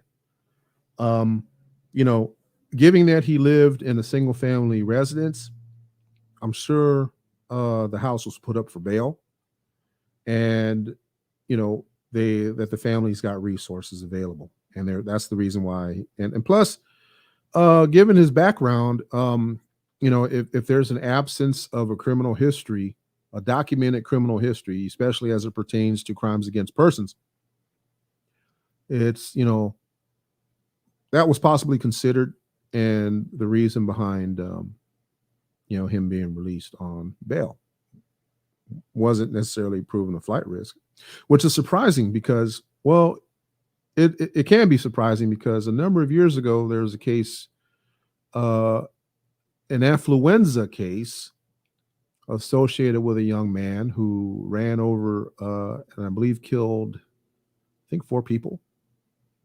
And he was a white dude. And there was a lot of what do you call it? There's a lot of sentiment about that. A lot of back something. I gotta take a break. I'm showing 20 after. I'll be back in 10 minutes. All right. Be back in 10 minutes. 10 minutes right at the half hour mark at 30 after. All right. Taking a break. Be right back.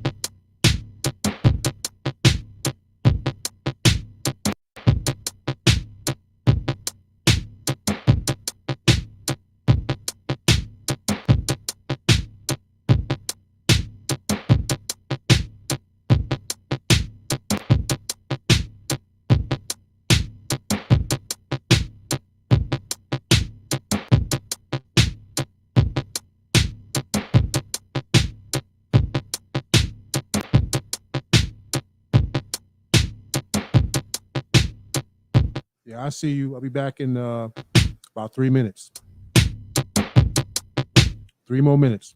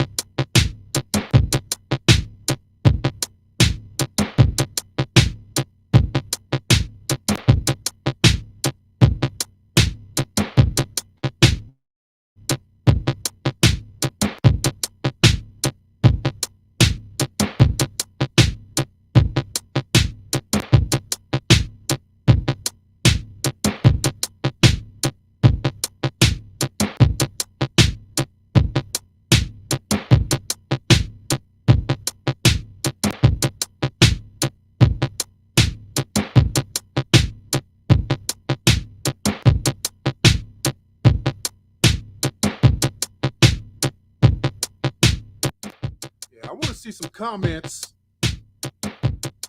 I would like to see some comments in the window, but that's okay. Damn, I sounded kind of hyper right there. Woo! Hope y'all like this track right here. I made it myself. Everything I pretty much made myself here, especially these tracks. I'm announcing that for the little snitches, haters that might want to say that I'm engaging in something illegal, and I'm not. Well, it's not illegal. It's just some fiduciary thing, like I'm messing with somebody's money. Majority of these people that have music have already gotten their money. So why climb over me for playing a song? If anything, it draws attention, to people to buy your music. You already got your money, or not, because the industry being what it is, Oh well. Anyway, I was getting ready to talk about the Hidden History Museum, as it's called, over in Lamert Park. That's on Crenshaw, on the site of what was the Total Experience nightclub and record company. A lot of people probably don't know that, but Total Experience was once a record company, and I believe one of the acts was the Gap Band, the Greenwood Archer and Pine, Greenwood Archer and Pine band, originating from Tulsa, Oklahoma. I'm sure it's common knowledge now because there's a lot of stuff that makes its way to social media, and people are informed, they're edified, some cases maybe even educated. So let me see if I can play. 1 second. Let me get this out the way. And I'm going to play. Well, I'm going to go through it, and because I don't like commercials, especially when I'm not getting paid for stuff. But I don't like commercials. So if there's a commercial that pops up, bear with me. But I'm going to play this. I'm going to play this right now. What's happening? What's happening? What's happening? It's Minister Kev, AK. First of all, yeah. No judgment. But let me play a little bit of this. Yeah, extreme. Welcome to the show. Welcome to another episode of Furman's Corner, where we analyze a lot of shit. We expose fuck niggas, fuck boys. Wait a minute. Oh, this is a family show, bruh. Well, they got 11 likes and 179 views, and it just came out on the 6th. Should I put a advisory warning up here? Well, I don't really have any kids that follow me anyway. I don't want kids to follow me. But I pardon the possibly objectionable language. I'm a playing talker myself, but this is a something I stumbled on just now as I was trying to talk to y'all about this Hidden History Museum. And take it for what it's worth. It's on YouTube, so here we go. It's entitled, in parentheses, "Breaking New," and it says Tariq Nasheed's Hidden History Museum in quotes. Hidden History Museum in quotes. Hashtag Mink Slide. Hashtag FBA. I'm not going to share the screen because I'm going to play the audio. The audio. Damn. I'm going to play the audio of this and let y'all get some impressions on it. Maybe not all of it because it's 12 minutes long, and I don't really feel like spending that much time. But I'm going to play it and not necessarily analyze this, but I just wanted to bring up the topic of history, Hidden History Museum, and make my point be known about it. Here we go. Again, language warning. Oh, it's getting ready to play a commercial. And fuck followers. That's what we do right now. When we feel like doing something different, we'll do something different. Right now, that's what I'm doing with my show. You could do what you want to do with your shit down the street. Amen. That's what you can do. Okay. Whatever shit you want to talk, get to it. That shit down the street. Get to hold on. I might have to. I ain't got no problem. I might like the shit you talking down the street. Come fuck with you. All right, hold on. Let me hit the like. I'm gonna scroll this up. Sounds to be an old school brother. Just listening to the voice. Sounds like they've probably been around a while. Well, it's play for my uncle.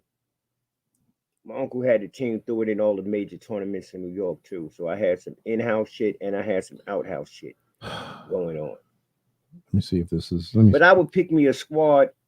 Hold on a second. Let me skim through this because right now you're looking at Bigfoot.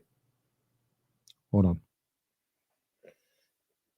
We're gonna use this because this was a prime example of how motherfuckers is gullible, victims, special victims unit, suckers, whatever they want to sit back and say. Some of them got caught up. This is the video for the people that got caught up. That's what this video is for. This video right here is for the riders that was involved in this. If there were any. If there were any riders involved in the donating of this building right here, then I'm calling y'all out. I'm calling out the riders that was part of this project that this nigga didn't deliver on. I'm calling on the niggas that threw a couple of dollars up, really ain't fuck with this nigga like that, but on good faith. Nigga was like, you know something, I'm pushing this. All right, so this is what happens. Right now, you're looking at. Hold on. This is what happens when you don't screen. Right now, you're looking the at content you're getting ready to play, and I can't believe I'm blushing. Damn. But let me just kind of scroll through this a little bit, get rid of some of this excess verbiage. I'm calling y'all out. Yeah, but I'm calling out the riders. Okay, my family pushing this. Let me go ahead and I'm in here in the computer watching this nigga probably at times. Neglecting my house, neglecting my family. And this nigga get me included in this fuck shit.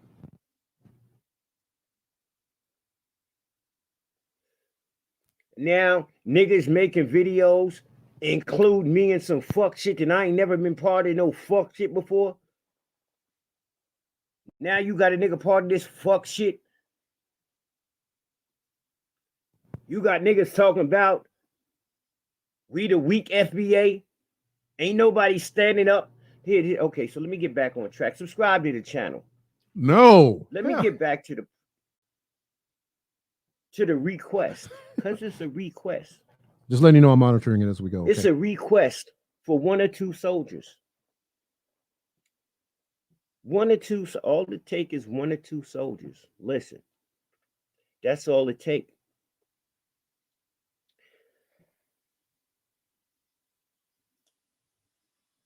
Why do you have to go months or days or week after week not knowing what's happening with your money while niggas is making videos clowning your effort to do something good? We are now using that to gas the clown car to be able to clown and say, oh, my bad. Give me a second. Didn't mean for that to cut off, but let me let it play. Like I said, I'm actually kind of screening what the brother is saying, and well, just on first impression, it seems to me he probably was I don't know, that offered a little bit of money. The clown car. Hold on. To be able to clown and say, you got fucked, and you still getting ramrodded. You young niggas probably don't even know who Ramrod is. And I said that real quick. Yeah, we know. I'm going to leave open the comments. If you watch, when you watch this video, tell me who Ramrod was. It's a cartoon. Matter of fact, yeah, y'all know I do 200 videos a day, right? So y'all should answer this one pretty good. 200. Somebody tell me who Ramrod was.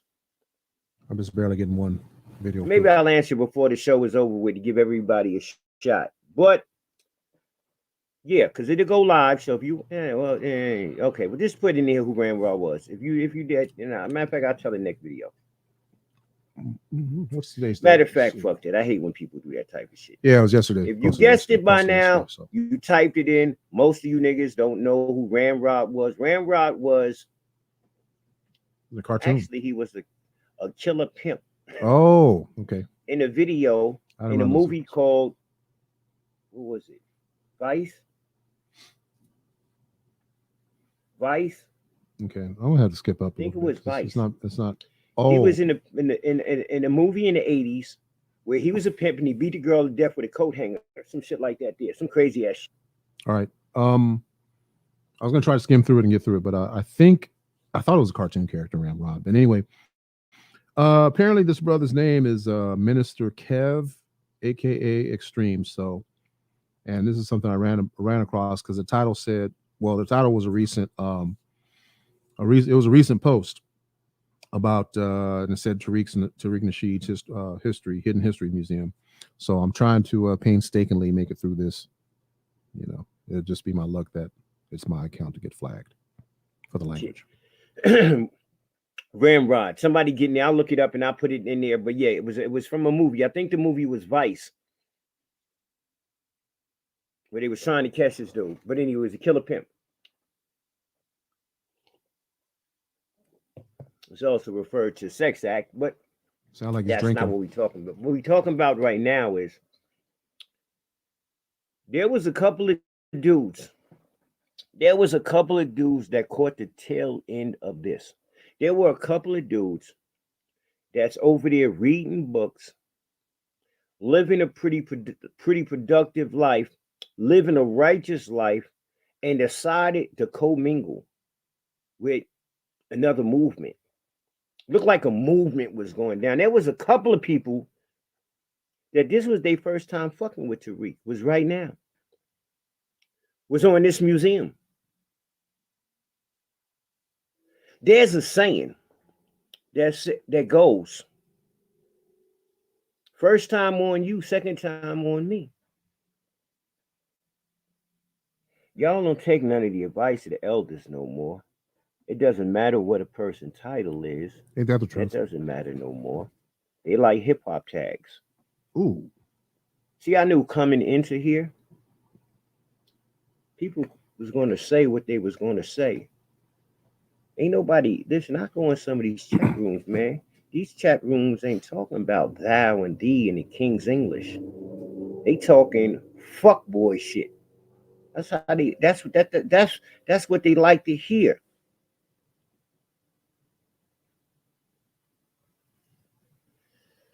Hit the like button once in your life. Hit the subscribe button for once in your life. Share the content for once in your life. For once in my See what life, happens. I have someone. See what happens when you spread a different message. But back to the boys, the men, the soldiers that got caught up in this bullshit. Would somebody make a video and say, I ain't fucking with that nigga and send it to me? I'm not One messing with nigga him. that invested in I'm not this jiving music with him. No more. and say, I stopped. I don't couple got weeks to ago. go through all of that uncertainty when this was supposed to be a business plan. Ah, Why I Right. got to go through that? I don't got to go through that with none of my other money. right. But the minute you put your money in some fuckboy shit, here you go. Now you got you running around here looking like you's a fuckboy. You're not a fuckboy. Stand up for yourself, man. Stand up. It was only $50, my nigga.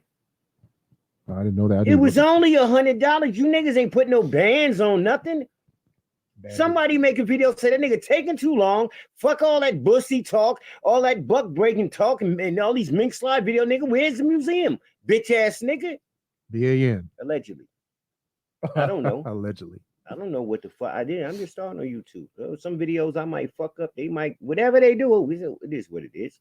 I'm evaluating the process and wondering why ain't nobody stepping up to the plate So far, he's been on for Talking- about a day. This was posted last night. about this shit. That's all I want to know. Why ain't nobody stepping up to the motherfucking plate? Because they put $50. How many niggas then walked away from $50, $100? You niggas seem like you niggas really broke. You seem like y'all really broke as men. Let me see if we can get Supposed through. to be some gangsters up in there, man. See if I can get some through the soldiers. next 2 minutes. Under 2 Weak minutes. ass front line. Niggas ain't saying nothing. Got one nigga telling you to shut up. Niggas is listening. I hope so.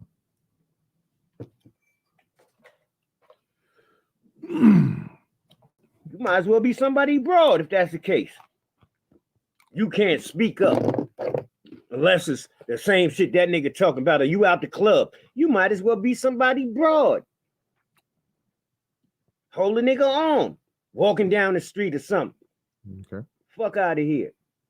FOH. I'm just saying, man. I'm just coming back in here, man, because everybody got something to say when it come to me, because that nigga got your money.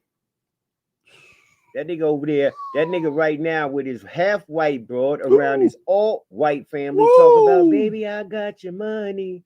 Oh, baby, I got your money. Buy the new Mink Slide video that's coming out next week. Wow. Which one of you motherfuckers would ask me about a goddamn museum in this bitch? I'll put up a museum where I'll put up a tent when I get ready. I might not put a museum up. I might tell you the next thing, we going in a new direction. We ain't wasting on material no more. We getting a big ass projector screen. Fuck that. Biggest one in the world. Man, subscribe to the channel. Minister Kev, man. I just wanted to come back on. Let me do this one more thing real quick before I get off of here, man. Before I forget about this. That's wild. Wild. All right. Well, I'm not drawing any judgment, but I'll let you know that I did actually give the brother a like, and I came short of subscribing to that particular channel. But if you choose to, hey, that's your free choice. Brother goes by the handle of Minister Kev, aka Extreme, and that's who you just heard. And well, I was on my quest to try to find some discerning information related to the Hidden History Museum, and it looks like the museum itself is hidden, was hidden, has been hidden. See, the thing of it is this.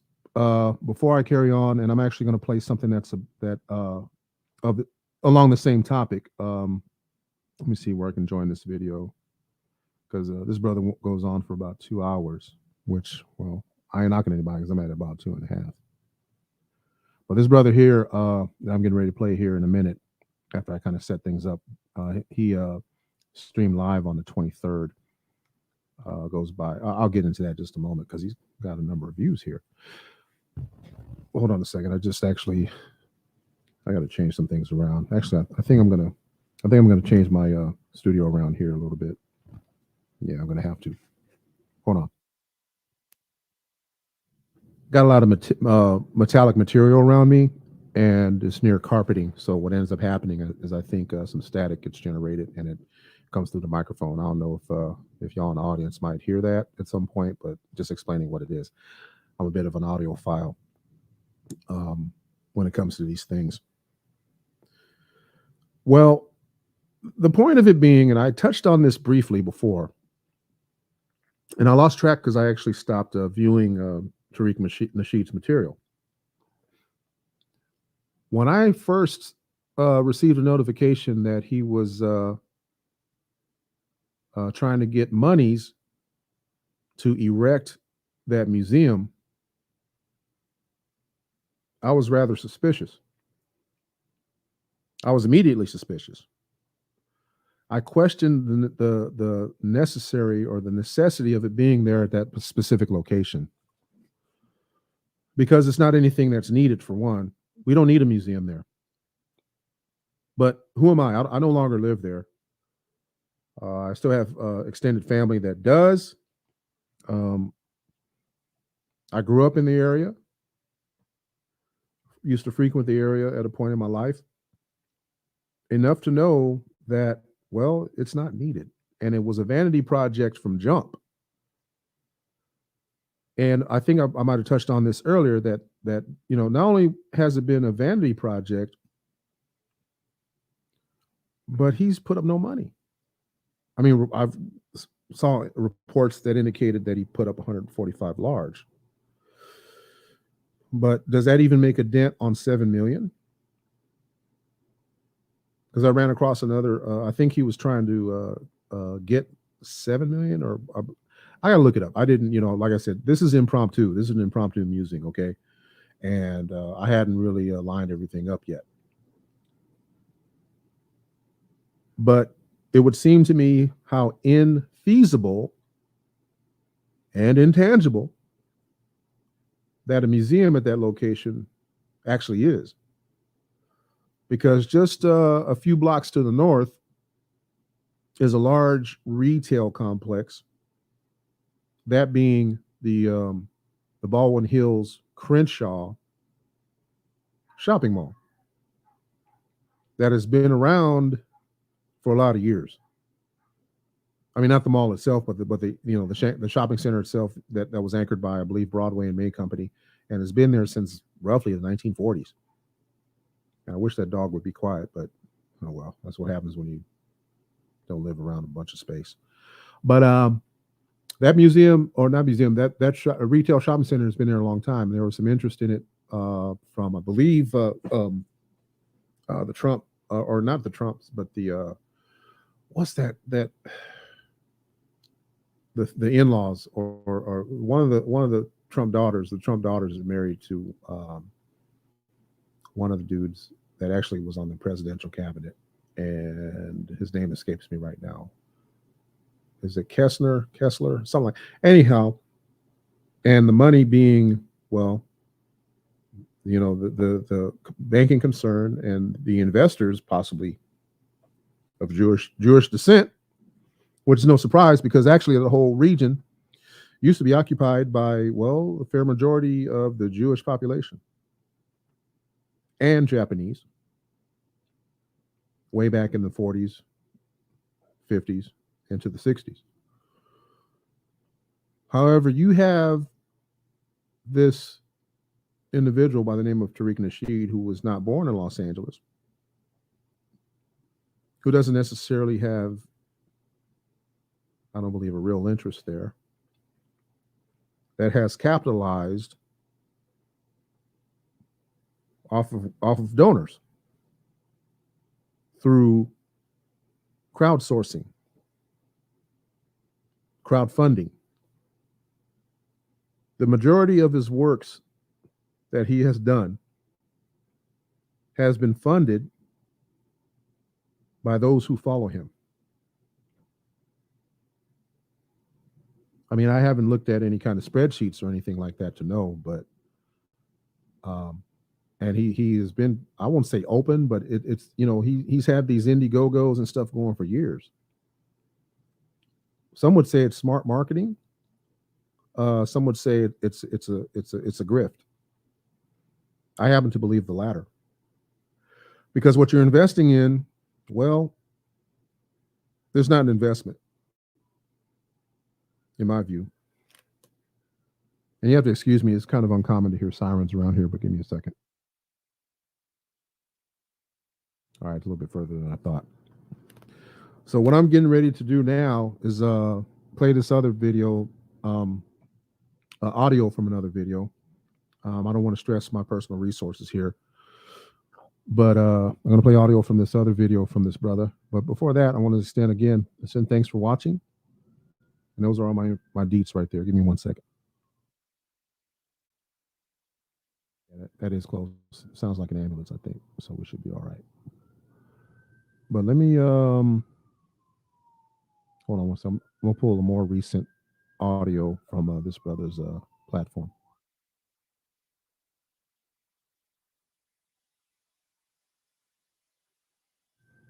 Yeah, it's a fire engine because I heard the big horn go off too. And all right, give me a second. I'm trying to find this other video that I was watching from the same platform. Well, I'll go ahead and play this one here, and I'll go ahead and monitor it as we go. But I don't need to put a language warning up, I don't believe. But this is from a brother. It's actually now playing, so I don't know. Let me see. Let me get this back up for a second. Just a moment. Now, wait a minute. It says it's now playing. Let me see. Bring up the screen. Yeah, I have it muted right now, so give me a second.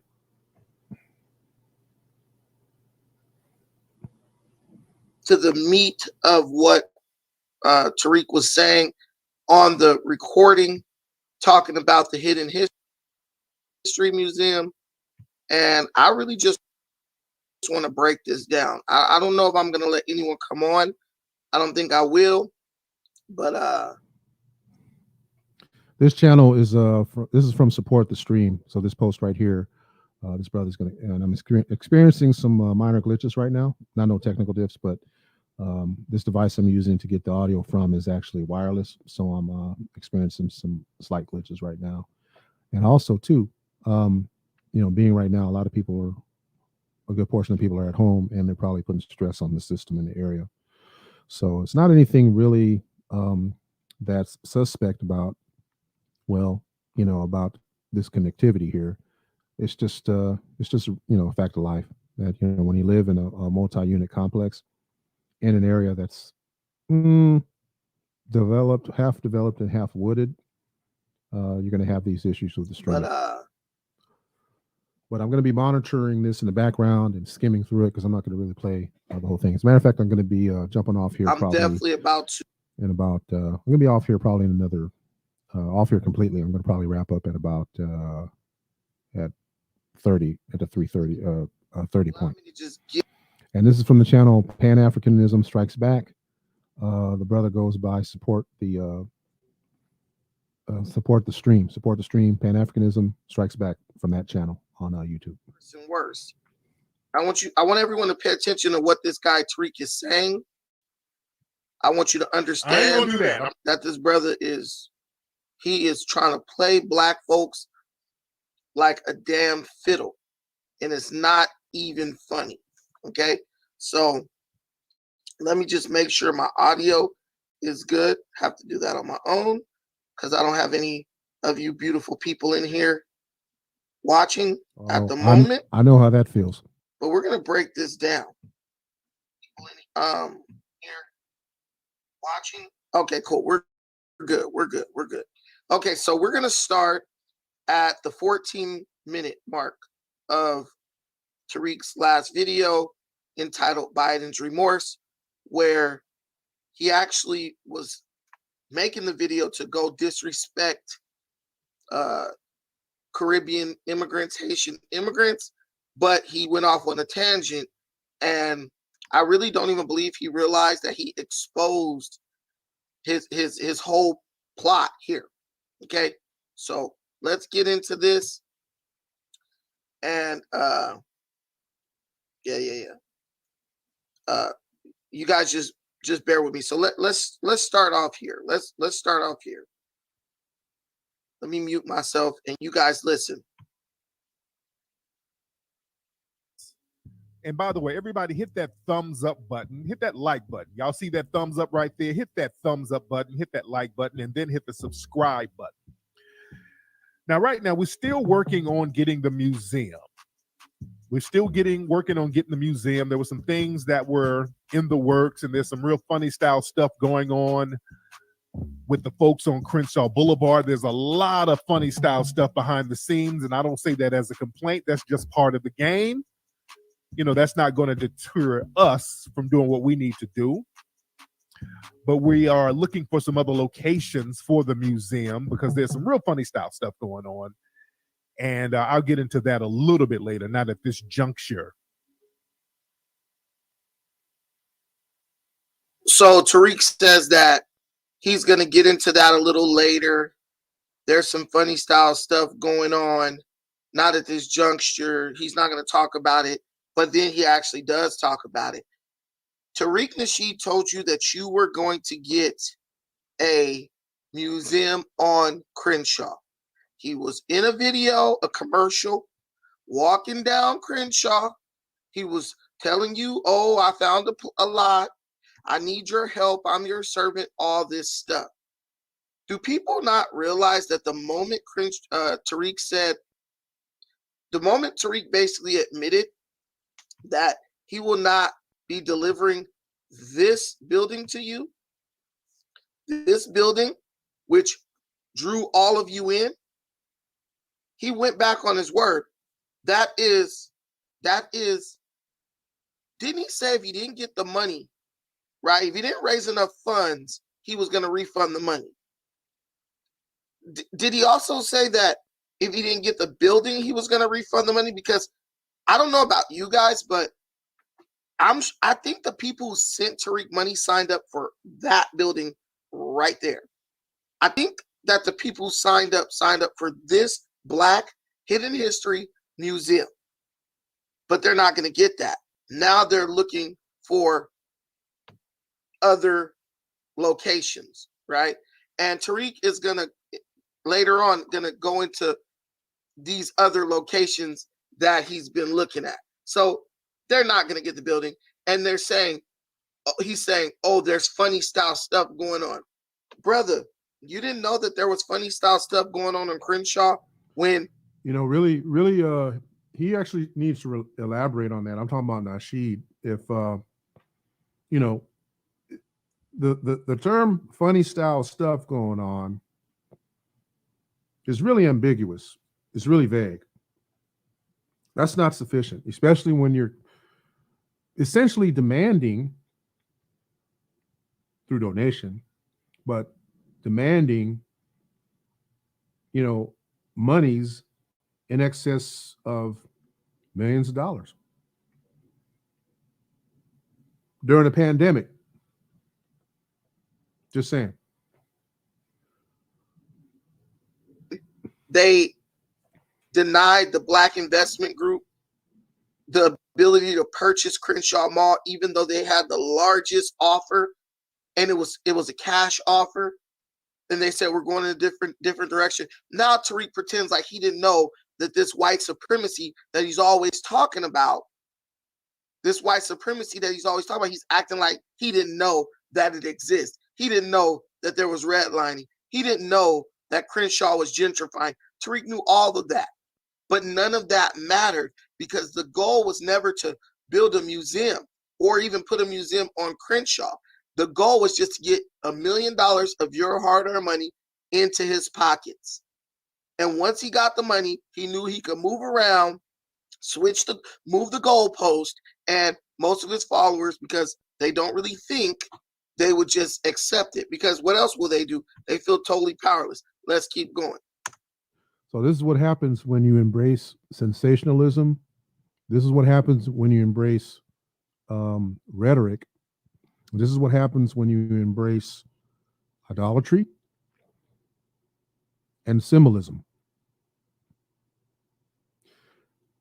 As for me, I'm out of pocket for a DVD. Having specifically reached out to him before, through an email correspondence, I personally reached out to him involving a situation where he was, quote unquote, swatted, where there was a phony call to the Los Angeles Police Department, who responded to his residence, and actually it was captured on news video. There was overhead helicopter that filmed the event or filmed the situation. What happened that day, as I recall, going on my recollection here, is police responded to his house, and I actually happen to know, I won't even, more than generally, I know more specifically where it's located. And they responded to his house, ordered him out of the house, not really at gunpoint, but at a position of low ready, because the officers had responded to I want to say it was a domestic violence call or something to that effect, and it was during the day shift. It was during daytime. Anyway, officers arrived on scene. And I'm sure they had prior knowledge of who they were dealing with, because there's a number of people that live in particular communities that are somewhat upscale, relatively upscale, moderately upscale, whatever you want to call it. Anyway, he was directed out of the house, placed in handcuffs, and secured in a patrol unit. And that's proper protocol. On a situation like that that's unfolding, it's dynamic. And he had some things to say about it on his show later on. Anyway, I saw it take place without asking directly any of my resources that I know on the ground that actually work in that area have. And I'm still connected to somebody that's of a rather significant position. Didn't want to bother them. But going by, my own experiences, and what I did is reach out to him and actually addressed the procedure that was taking place, because he actually had expressed some misgivings about the way he was treated. And, I wanted to actually, provide some balance for him. And that was my intention behind doing that. Just clarifying, what it was. So matter of fact, I think I might even still have the emails, but we dialogued back and forth a little bit.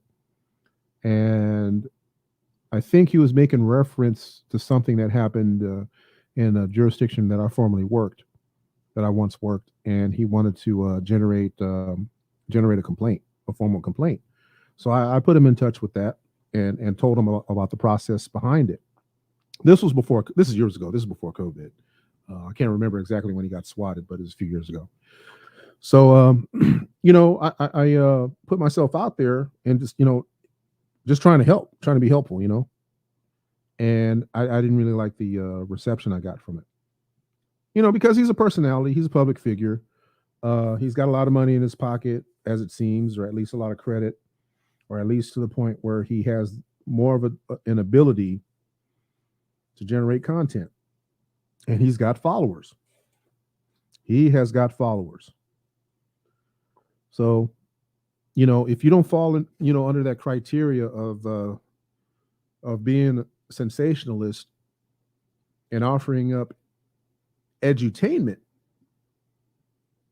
that people do tend to value, things like this will happen, and they'll continue to happen. People will remain docile. They'll remain blind. They'll remain enamored by certain people. Right? So, let me see. Am I going to still talk about this? Let me play a little bit more of this, and we'll continue. Again, this particular audio that you're hearing is from a YouTube presentation.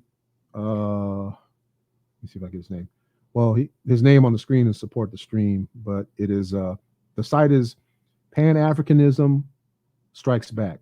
And yes, while I did subscribe to that page, I'm actually going to hit the bell so I can get notifications, because this young brother apparently, well, he's younger, but he's from Los Angeles as well.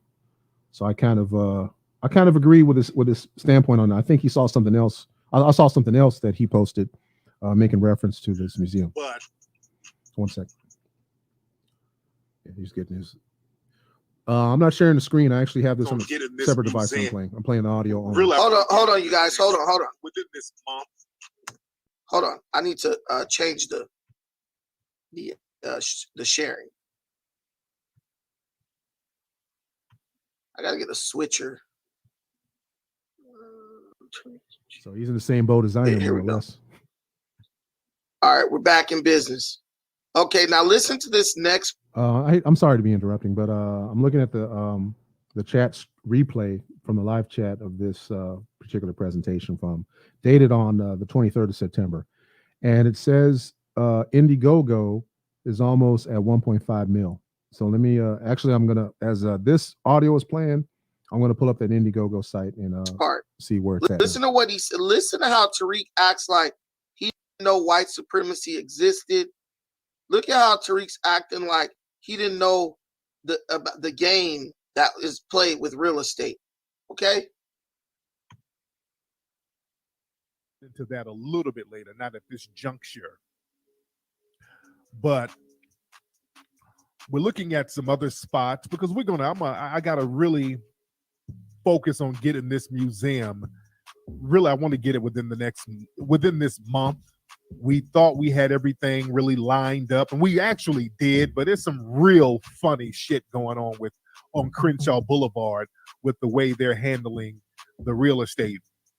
Is a handful of white people who own damn near everything on Crenshaw. It's like a family. It's like one particular family, and different people have different trusts and different.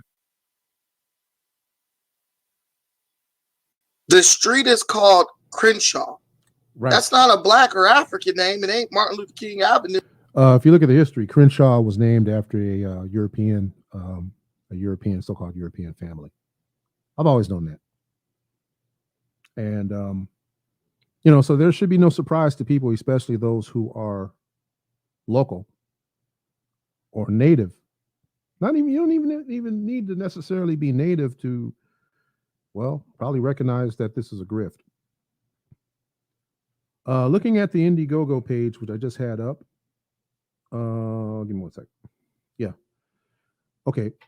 Basically what I did is run Tariq Nasheed at the Indiegogo site in the search engine. First thing that comes up is the Hidden History Museum under the category of art. Like I mentioned earlier, somebody mentioned Indiegogo at almost 1.5 mil. Well, it's at one as of right now, as I'm looking at the search engine of that site, Indiegogo, under Tariq Nasheed, it shows it as 1.1 million. $1,172,473 raised. And it says now funding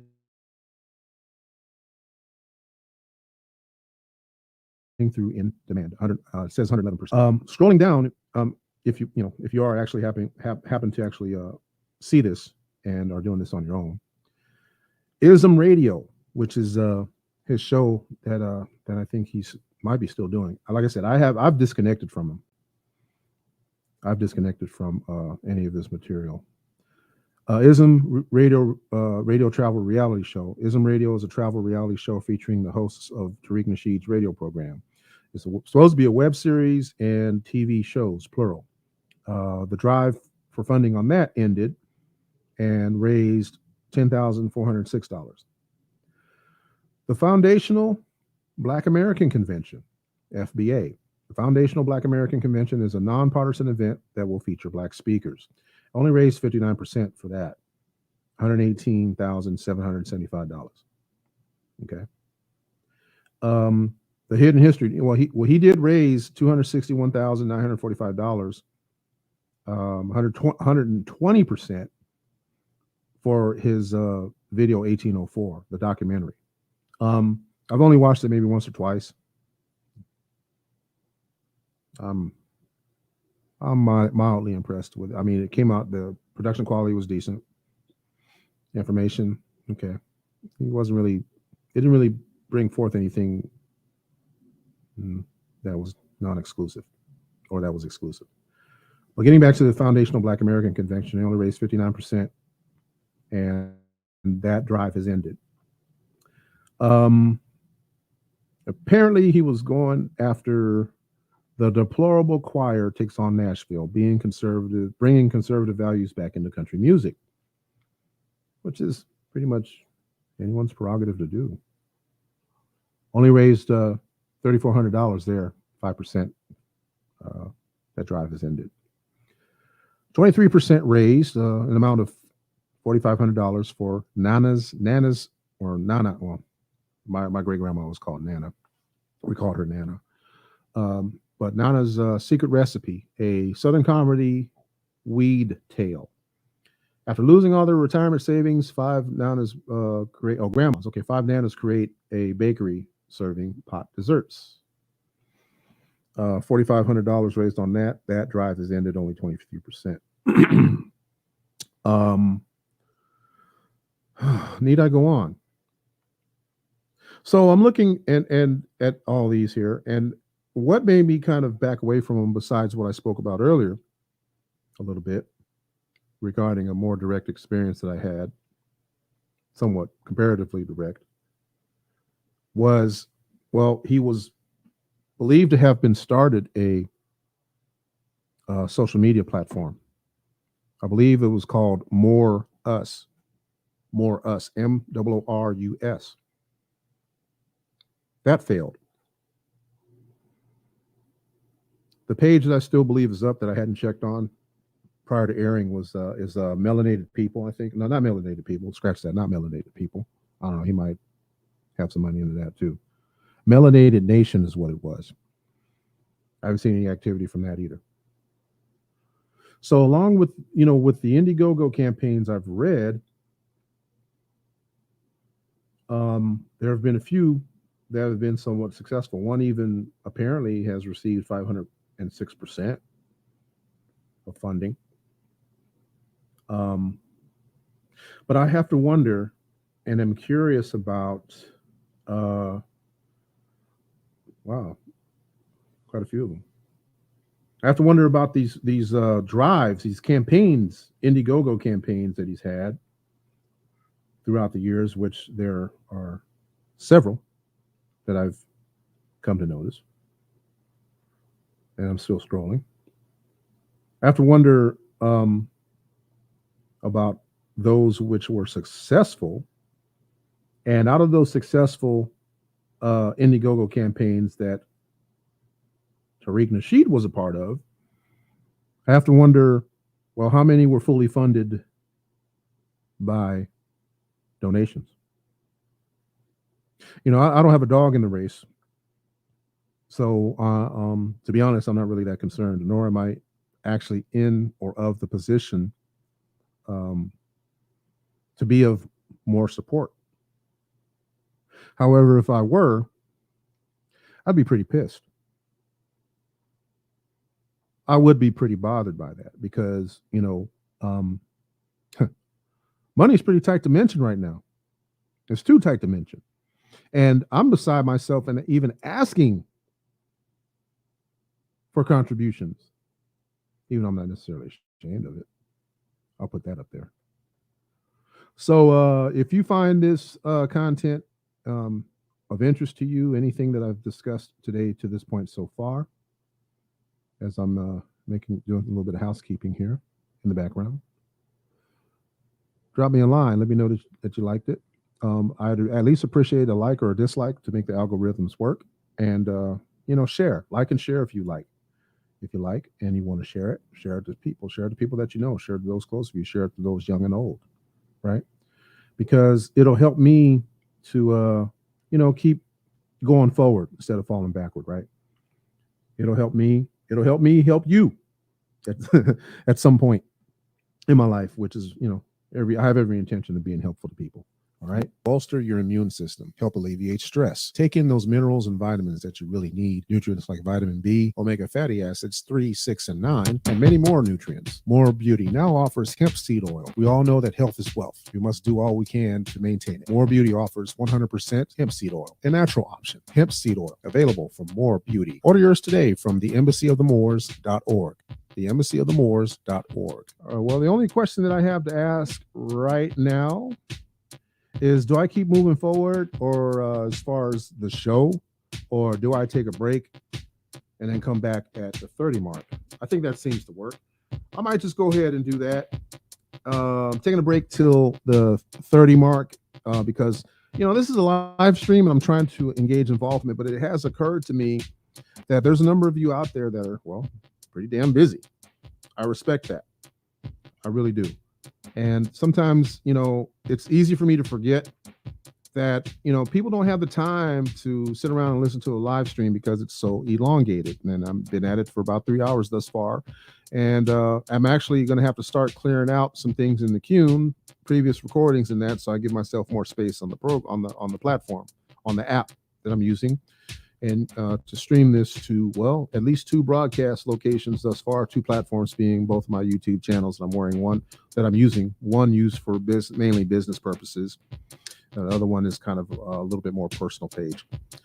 If you appreciated what you saw today, or are catching this, not just the live, but the broadcast presentation later on, please let me know. Give me a thumbs up, like it, and share it. All right. That's free. I ain't asking for nothing aside from that. And, I was looking for a little bit of engagement, but it's cool. I know people are busy and preoccupied with other things, and that's really important. Let me take it's going to be down to about 10 minutes. I'm going to take a 10-minute break. Be right back.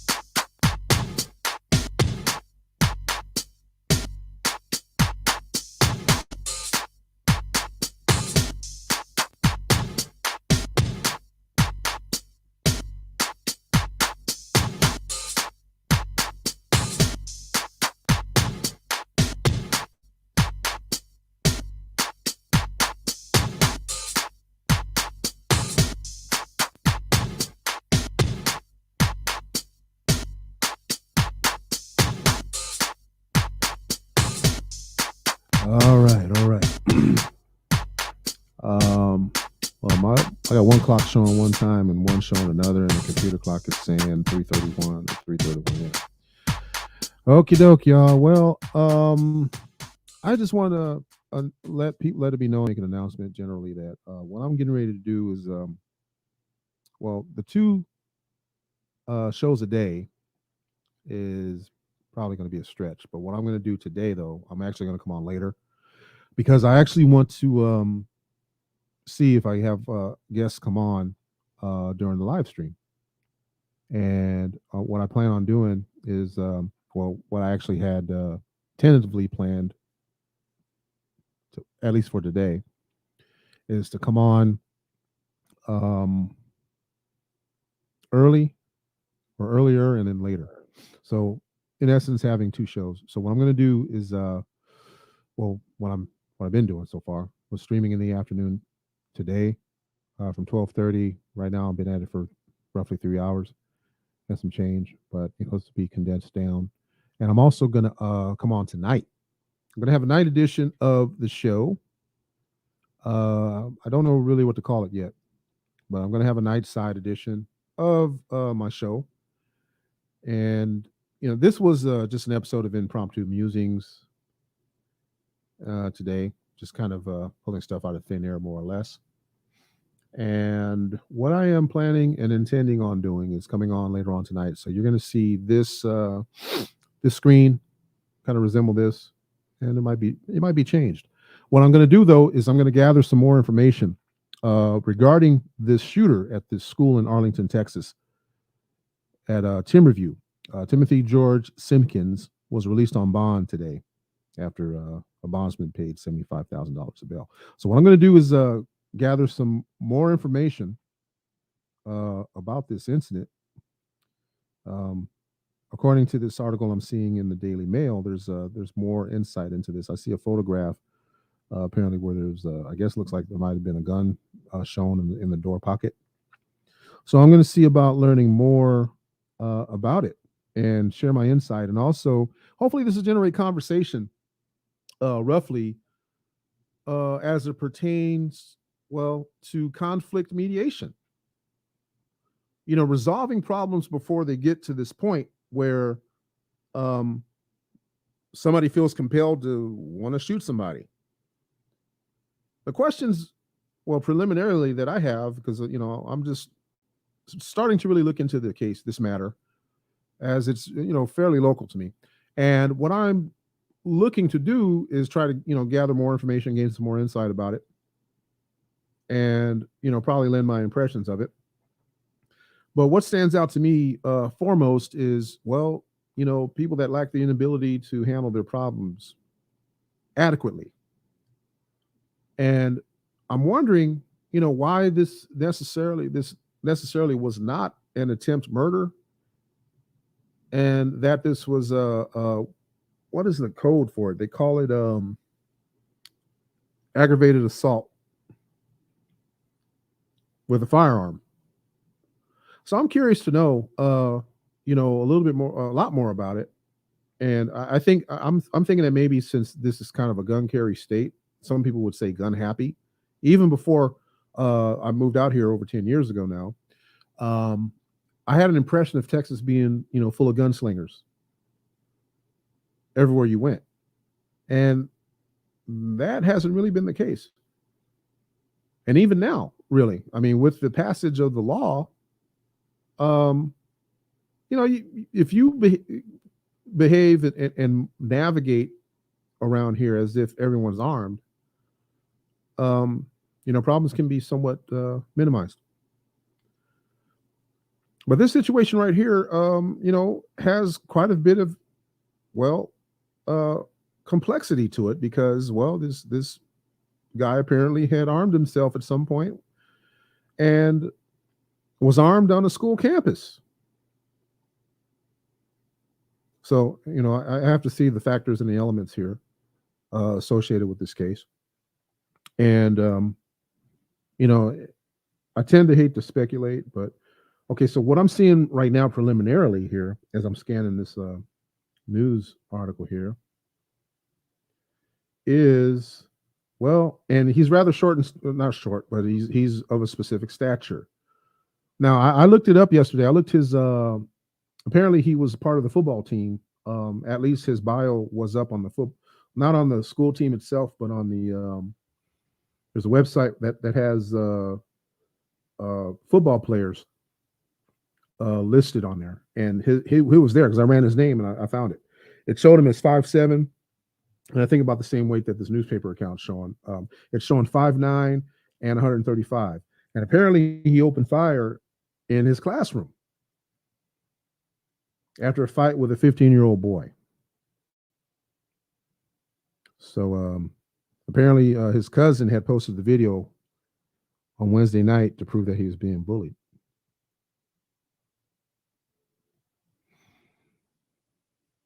$18 against a 15-year-old.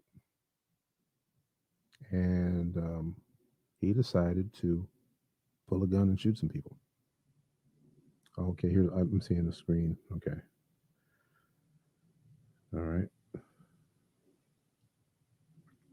Okay, so apparently, okay, according to this account here, and I believe it's listed in the warrant. I haven't pulled the warrant yet. But apparently, he's had ready access to a gun for some time. But I'm seeing a picture, a still screen graphic of the fight as it's taking place. And it says here, moments before the shooting, it shows Simpkins, the shooter, being beat up in his classroom by a 15-year-old student. So he's getting beat up by a 15-year-old kid. First of all, he's 18 and still in, still in high school, being beat up by a 15-year-old. And I can see somewhat of a size disparity here. But after teachers broke up the fight, Timothy went to his backpack and retrieved his gun. He shot the other boy 7 to 8 times, according to the police report. And, well, in some jurisdictions, that would be considered attempted murder, because with absolution, there's nothing else to conclude that you're shooting to kill somebody. But anyway, I'm going to I plan on touching on that tonight. Let's see. I'm thinking I might be back on 7 hours from now. No, 8 hours from now. That'll give me a chance to compile some more data, more information, and get my mind together so I can provide some insight to this situation. But I won't say I'm shocked, but if you have the resources financially to get your kid off the hook, you're going to do that. But we have to see more. I have to see more information on that and see what's what. And I'll come to you in about. Let's see. Let me see here. About 8 hours. 8 hours from the point right now, and I will be back. But I'm going to hang out for a little while longer as the music plays, and see if anybody shows up to the feed, and maybe might want to comment or ask a question. But in the meantime, in between time, well, no, I'm not going to do that because I want to. I was going to play my little music there because I'm trying to see. This is a program. See, I'm trying to program people. Into seeing certain things. And when they hear certain sounds, they know certain things are going to go on in the production. Bolster your immune system, help alleviate stress. Take in those minerals and vitamins that you really need. Nutrients like vitamin B, omega fatty acids 3, 6, and 9, and many more nutrients. More Beauty now offers hemp seed oil. We all know that health is wealth. We must do all we can to maintain it. More Beauty offers 100% hemp seed oil, a natural option. Hemp seed oil, available from More Beauty. Order yours today from theembassyofthemoors.org. theembassyofthemoors.org. All right, y'all. So let me hang out for a few minutes. You know what? Since I like you, let me play more of my music in the background and just hang out as I get some stuff together until something comes to mind. Well, a lot of things come to my mind at any given time. I got notes down here everywhere, every place. I actually was supposed to try to rearrange my studio here today. I saw a comment presenter. Actually, I just hit somebody up.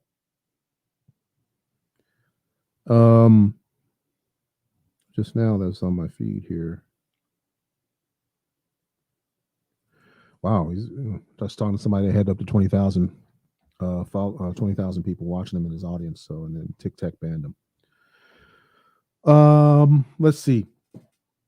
What is I was going? Oh, I was going over what some things I was talking about, and actually, I was sharing how I felt to be more or less a stay-at-home father.